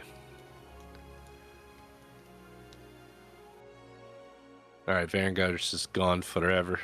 I mean, he rushed off to that bathroom break pretty quickly, and just saying, He was not safe. yeah. So who's blue? Oh, Theo. Okay. it's better than what I usually do, where I just type "be right back" in the chat and I just walk off from the PC. Yeah. Then I'm like, ooh, okay. Now I've got to explain this a couple times. Yeah. I just don't know. It's actually really hard when I'm the GM, but I drink like 2 liters of water in a 4-hour session to keep my water, to keep hydrated the way that I'm supposed to for my diet. So that means that I have to use the bathroom on a very regular basis. I can't sit for 4 hours and not do it. So, right. But yeah, when I'm GMing, it's like, I've got to leave the whole group to entertain the stream for a minute while I go make a stream. So, yo, dog. It sounds like he's back. It sounds like it, but is he though? Yep. Are you sure? Look at this AI barn real quick. Sorry, just a... Yeah, I was noticing there's more material on the outside of the barn than I think the barn is made of. But I did peg it. I did peg it as AI art, partially because of that, and partially because it doesn't understand how structures work. Not at all. This thing is so janky. Still, great tool. Being AI art generation, I think there are places where it's not appropriate, but for a tabletop session where we need this picture for one session and then we're going to throw it away, right, it's perfect for that. Yeah. Not only that, I could call it out for looking stupid. Oh, look how stupid it is. Yeah. It does remind me of a barn that I know. You're just a barn that I know. Anywho, you said that so longingly. This is a special barn. Do you want to talk about this barn with your authorized therapist that you don't have to shoot when you're done? Can't afford therapy. I'm an American. All right, we've got you guys on a ship with a Dottie drill robot. Oh shit. You guys are all in suits. Let's go ahead and just get you suited up.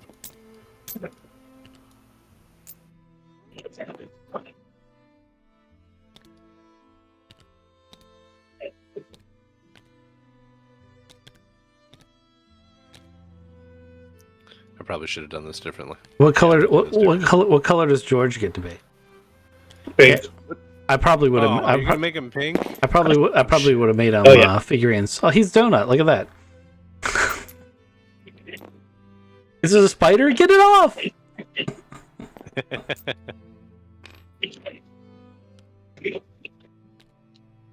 All right. The sad thing is there's younger people I work with who would never get that reference. Oh, that's sad. Yeah, it gets me sometimes.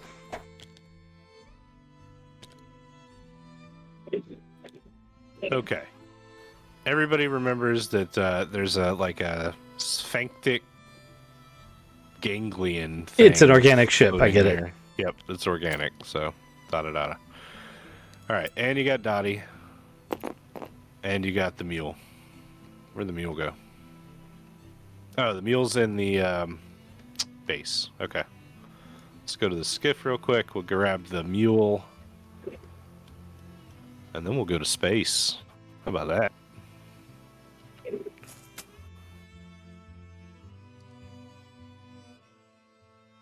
Space looks a lot like Twin Oaks. I'm not there yet. I gotta go to skiff first.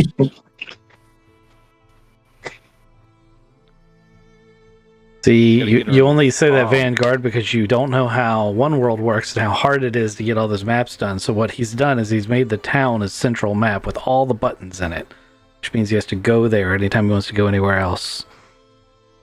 Which story mode makes it like a camera thing where you're flying in and out of the town. Sure. Sure, yeah. Yeah. If it ever worked. Let's go. Let's go with that option, right? Right. All right. So This is your goodbye chance, right? Do you want to say anything to Valerie Boone or Gigi, Gabby, or the sheriff? Don't worry, guys. We're coming back. Valerie, we're going to get dinner afterwards. But what if you're not going back and this is the last time you'll ever get to see them? We're coming back. Well, I'm coming back. Not sure about the rest of them. Can I call my wife real quick? Hold on. Got bad cell service in the ship.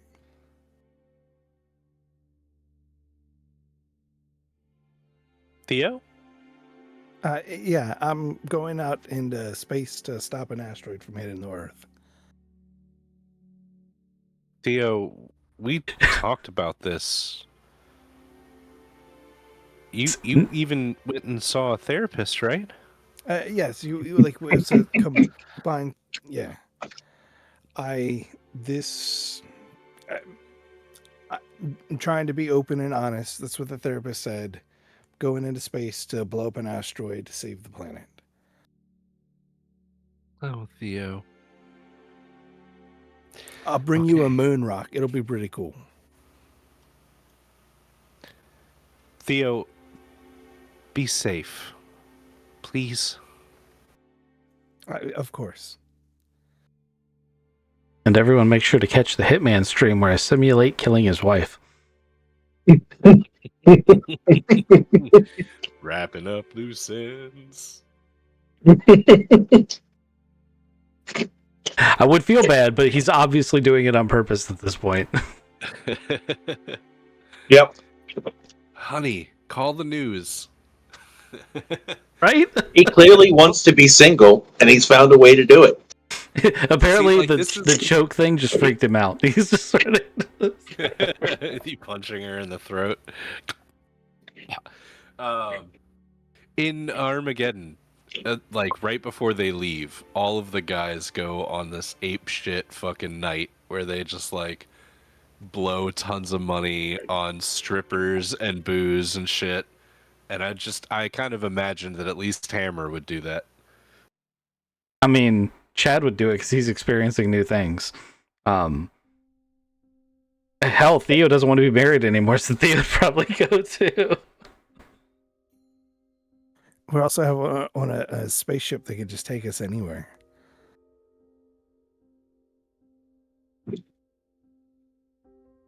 Oh, yeah. Vegas, baby. Coleman could take you to Vegas, cloaked in the ship. I don't know. We really. Hey, hold up, guys. Hear me out. We really want to trash it up on our last night. You should probably go to New Jersey. Not literal trash. Vegas is classy. But Hey, is it though? Oh. Oh shit. I mean, compared to Atlantic City, I mean, I've been playing the Fallout 76 Atlantic City expansion, and I'm just saying, like, Lake Tahoe's? No, I'm just kidding. No, you guys could literally go anywhere in the world. It's your last night to party. You have an alien and a spaceship. we do both. We start at Atlantic City and we go to Vegas.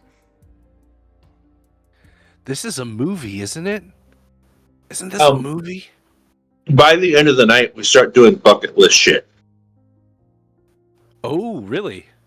Yeah. By the time, once I get everybody completely plastered, we start doing bucket list shit. I started off by wrestling a real alligator. You go to Louisiana and fight a real alligator. No. Oh, you know what? Good point. We go to Louisiana and wrestle an alligator, and then Theo points out that alligators are big, crocodiles are bigger. So then we go to Australia. And once he's defeated both of those, I butcher them and make us all gator steaks. And hats. It takes time for it to cure. We'll make those when we get back. We definitely save the hides, though. It's fair. I've got a cool tooth necklace. We We all, because we went to Australia. We went to Australia, so we all have matching Bowie knives. So we constantly going, "That's not a knife." I swear to God, this is a Simon Pegg, Nick Frost, Seth Rogen movie. I've seen this before. Bar fights. We pick a couple of them. We make Theo mostly just to show Theo how to do it. No, we make Theo pick the bar fight, like where we're trying to coach him on how to do it. Yeah. We should just show him how to pick a bar fight. Yeah. No, you don't understand. I want to go to England to throw darts. Like, it's civilized. Throw You know, dart we at heard that guy. English aren't civilized. Yeah. They just look down their nose at every other country on the planet. Yeah, no, we agree with everything you say. We hand you the darts, tell you to go. I take one dart, throw it in the ass of the largest guy in the room, and then turn around with you holding the darts. And then I just cold cock him right in the cock. He's like, it's in the name. It's what it's supposed to do. I did it, guys. Guys. Oh, shit. Hammer. Roll Yep. your unarmed against this alligator.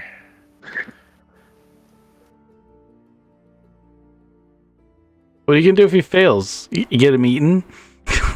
Yeah, the world's done. I got plot armor, baby.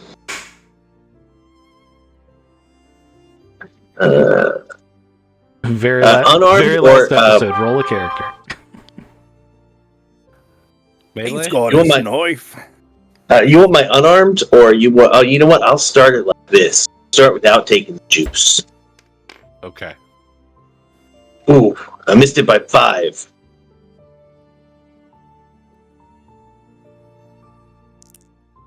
I'm rejuicing. Yeah, you're gonna need to juice it. Yeah, I juice it. Which one I then use as it's got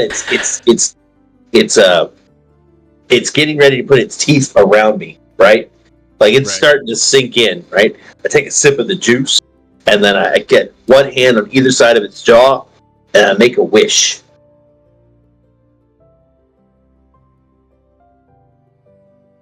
All right.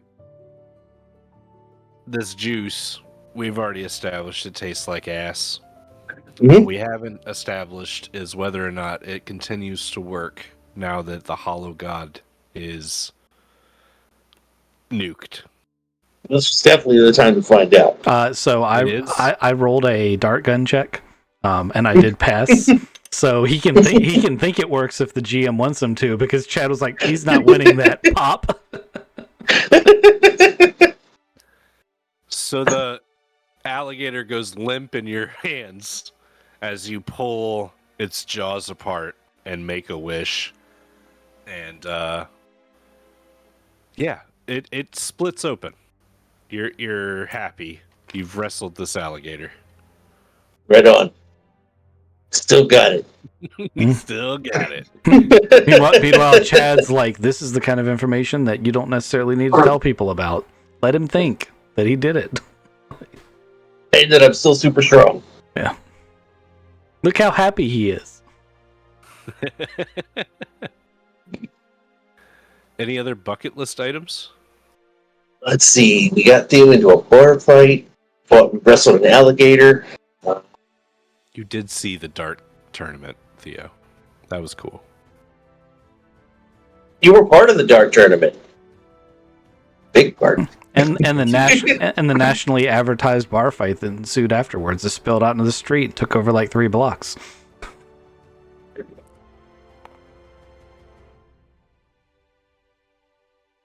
What else? What else we got?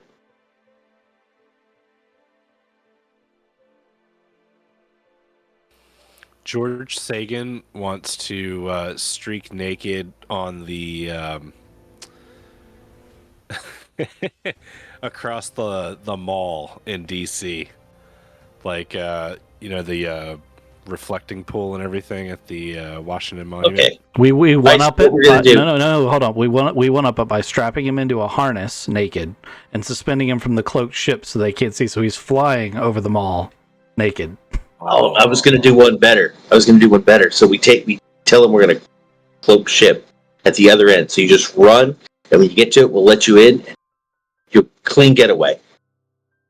But when he gets to the other end, we don't uncloak. We stay hidden for a little bit longer. So he starts panicking because he's just naked. Ranger.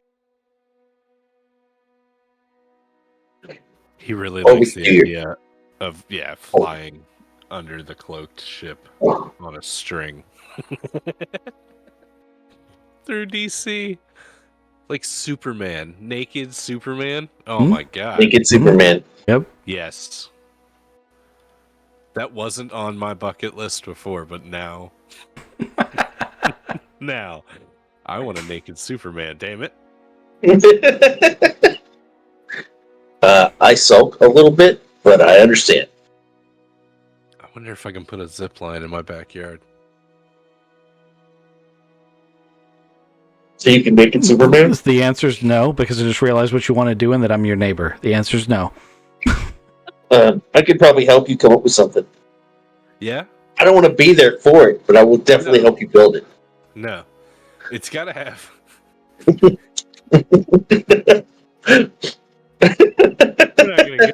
We're not gonna do this. We're not gonna get into this. All right. Disagree. Anybody? Airplane cable will hold up to 500 pounds. Think you're fine. I have bolt cutters. I have no problem with that. I want to put up a zip line anyway. What I was thinking is that it's gotta have like enough distance and travel, right? And then be high enough, right? So it's gotta be elevated. It's gotta have the distance and travel. But then the trolley system has to have a braking mechanism that is hands-free. And I want to be able... Hold up. Braking mechanism? Listen, yeah. There's got to be some sort of braking mechanism. I've got the harness. I've got access to the harness, which fully covers you from top to bottom. It straps you in, so to speak, right? Clip it on. You put a pulley on there so you can slide right down that thing. Now you want to brake? Yeah. Now, I'm suddenly back on board because I realized that I'm not going to be able to see this from where I'm at because because he's going to want to string it right next to the evil neighbor's window. Yeah, no. I'm going to the road. Oh, so God. I'll be flying next to the traffic. But across her backyard. Behind the house. Yeah. Totally. Yeah. Yeah, I look, dude. Woods in the night. Just put a kiddie pool. Yeah, just put a kiddie pool at the other end. Don't worry about brakes. No. I gotta do it safely. That's what you can use that old trampoline for. We still use that. You will continue to be using. I can also tell you that rug burn / knee burn on a trampoline is god awful. So you're landing, you're going to want to tuck. We already know this. This is a thing that we know this already. All right, let's go to space. Do you have any other bucket list? Probably use an old bicycle brake for that. It's probably true. I could. I don't know. We'll figure it out. This is a pipe dream bucket list item anyway. I mean, this is a pipe that we could do. Before you get old and frail. I'm already old and frail. It gets worse. I've heard. I know. Everybody older tells me that. They're like, hey, congratulations on making it to this far. It gets worse. Every single one of them tells me that. Yeah.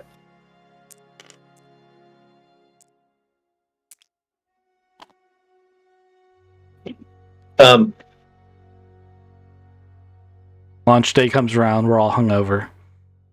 George is still in his harness. Hungover. Some of us are still drunk.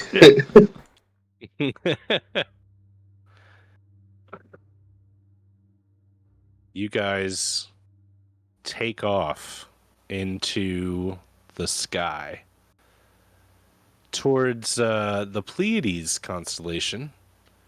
George Sagan points you in the right direction, and Braxton Coleman hits it. And up into the night sky in my ship made of dreams. Where is the ship made of dreams? Oh, here it is. Up into the sky at a ship made of dreams. Come on, you guys know the song. You guys are flying in a I've never heard this song. All right, so this ship that you guys are in is kind of a living creature. But once you guys get into space, its sides ripple and morph, and bubbles start to form in it, and you guys can see out of it. So it's got like viewports that have now built itself into the side, and you guys can see into space. And you guys are in your EVA suits, and you got everything. This is nice. Okay, cool. So is the asteroids still a week out? It is going to be some time. Okay. Well, the reason I ask is because I did all my calculations based on a week, but if it's a week out, it's like 20%, 15 to 20% of the distance between the Earth and the Sun. Like, that's as far out as it goes. So we wouldn't be going to another constellation. It's in the solar system. Correct. Did I say you were going into crazy space? It sounded like you said we were going to another constellation. No, you just see the constellations, the night sky, and it's very pretty. It is very pretty. Looks like You guys it's would see Earth. looks for like the it's on first time. fire. See Earth from a floating. Oh, it's like the the beginning to the Universal Pictures, scene. There's like the spinny Earth as you guys are floating away from it. Yeah. Chad did not have an emotional reaction to that. Really? He did not. I They rolled say dice. Some people do. I think I would. I think that I would in real life, but Chad rolled above his score, so I think that's a negative. I think in real life, if I turned back around and saw the giant blue marble, I would cry. What? You don't think you would cry seeing the Earth from, like, you're away from that, seeing it, and you are not on the planet anymore? It's like, it's apparently a really beautiful sight anyway. I think I'd just be moved. I don't think I would. I can't think of anything I've seen that would make me do that. Never been moved to tears before? Yeah, not by like stuff like that. I mean, I think that if I saw it from that perspective, it would be because I was in space, and I think the weight of the experience might be emotional enough to cause that reaction. And the sight might serve as a psychological trigger for that. Right. But it wouldn't be just the sight of it that would move me to tears. It'd be all the weight of, oh my God, I got to be an astronaut. I mean, I'd be excited, but I don't think it'd be tearful. I don't know. I don't think that's something I'd get emotional about. I mean, if you get to that point, you will have spent your entire life training to be at that point. And you'll have Or, Mhm. all right, we end up as secret agents, saving the world from alien threats. We're the only people that can do it. 100%. Yeah. Just saying. There's other ways to go to space, Chris. Well, Chad was in that scenario, and he failed his role, so he didn't have that reaction. So I take your point. Yeah, he didn't cry, so I take your point. Kizik, you're kind of quiet. Do you think you'd have an emotional reaction seeing the Earth? He's just sobbing naked in the corner. Yeah, Theo's not doing too good. Trying to figure. He said, "We're still in this thing for another week. Do I need to be in this spacesuit the whole time?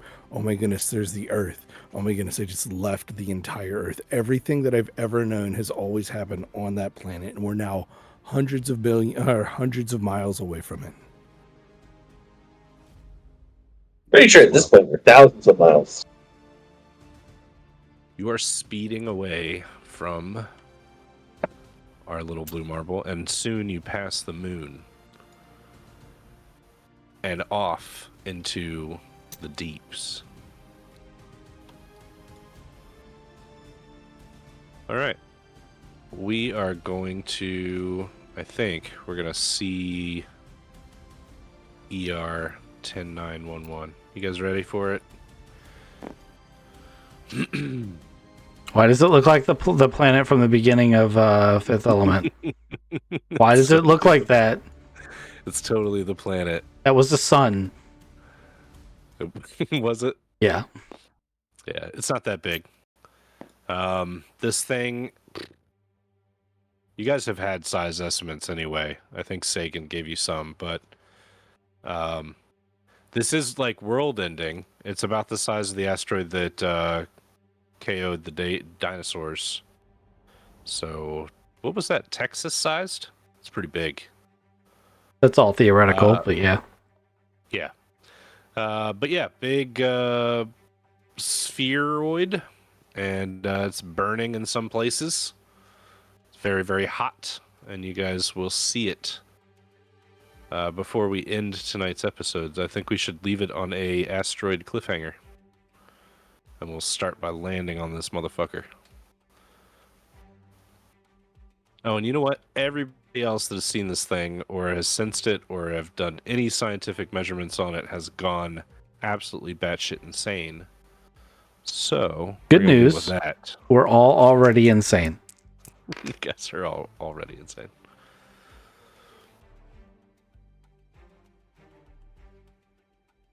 Good thing you're in your Helldiver suits. Braxton, tell me this thing has Helldiver pods.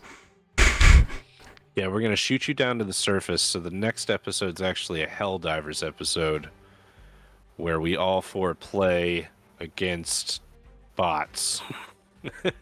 No, Terminids. I like Terminids better. Terminids are way more fun, I think. That's because they're easier. We got to pick a mission where we got to set a hell bomb.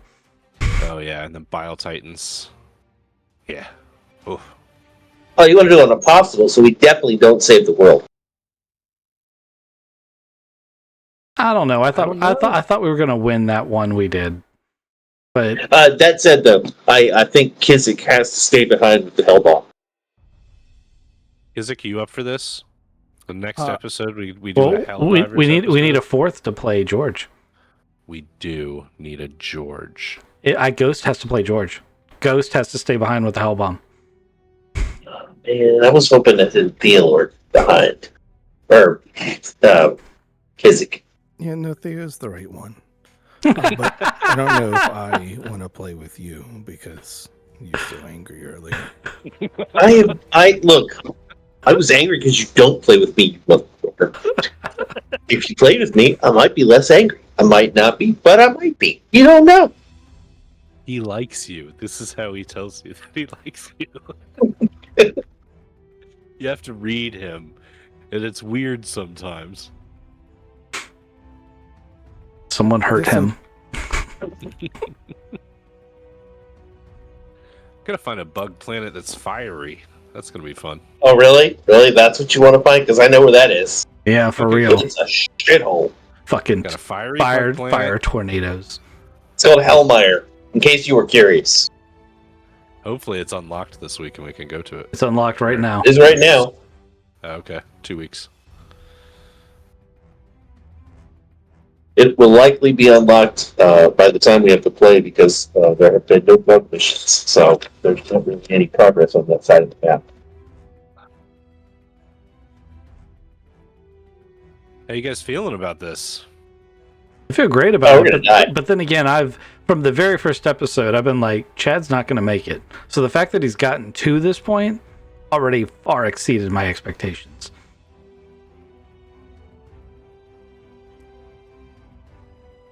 I just want a piece of that asteroid. I just want to know why you keep trolling us. I did let it slip about Braxton. That was as an accident. I personally think we should have shot you. That's my personal. That second one was not If an Chad accident. had shot you, I was going to shoot you too. Chad didn't pull out his weapon to shoot you or even to threaten you. I didn't read it that way. He pulled out his weapon to be like, my hands were busy. I read that totally differently. And he almost died for it. So did Theo, apparently. I really, first, I thought it was like he pulled his gun out and put it on the table. And then he's like, to show you. And I was like, oh, I get it. And then Craven pulled his gun out and I was like, oh, wait a second. Now it's completely different. I wonder how Theo's going to take it. And then Theo took his gun out. I'm like, Theo has no idea what's going on. I just thought we're putting guns on tables. Like, he slid his across the table, put his feet up. It's like, we're doing good things, right? Anybody else have any guns, putting them on the table? Right. Theo will never see it coming, but it happened. Jeez. Oh, you guys forgot to tip the really good waitress for your mojito, whiskey, and smoke. I did. Jameson bottle. I did not. I said I tipped her. Oh, okay. Because the guy paid the. Yeah, I mean, I did it in. You always give your waitress / bartender a heads up. Like, you leave cash. Gotcha. They gotta pay taxes on that other shit. Right. I mean, everybody pays taxes completely correctly. Right. Everybody likes paying taxes. Yeah, right. Right. Speaking of which, it's April 13th. If any of you haven't done that, you should. Oh yeah, do your taxes, folks. You probably it's do very that. important for democracy. Look, I like getting paid. Oh yeah, that's true. Some of you need that shit. Turns out my boss has screwed up my taxes for the last 3 years by somewhere between $3,000 and $6,000. Oh no, that's horrible. To fix it for this year, we're looking into the last couple of years. Wow. Well, we could talk about that off stream if you want to vent about it, but how do you I guys don't feel get anybody hears. we got a Dottie. I thought that was really cool, and it had been my idea for a long time to do DRG stuff, but just recently I was like, oh, yes, the exosuits. We totally need to do Helldiver stuff. That's cool. But yeah, originally I was hoping that we could do DRG stuff for the mine, but it works out for the asteroid as well. Okay. Thank you, guys. Thank you. Appreciate Great you session. playing. See everybody on We didn't do stream any next week. We almost had combat.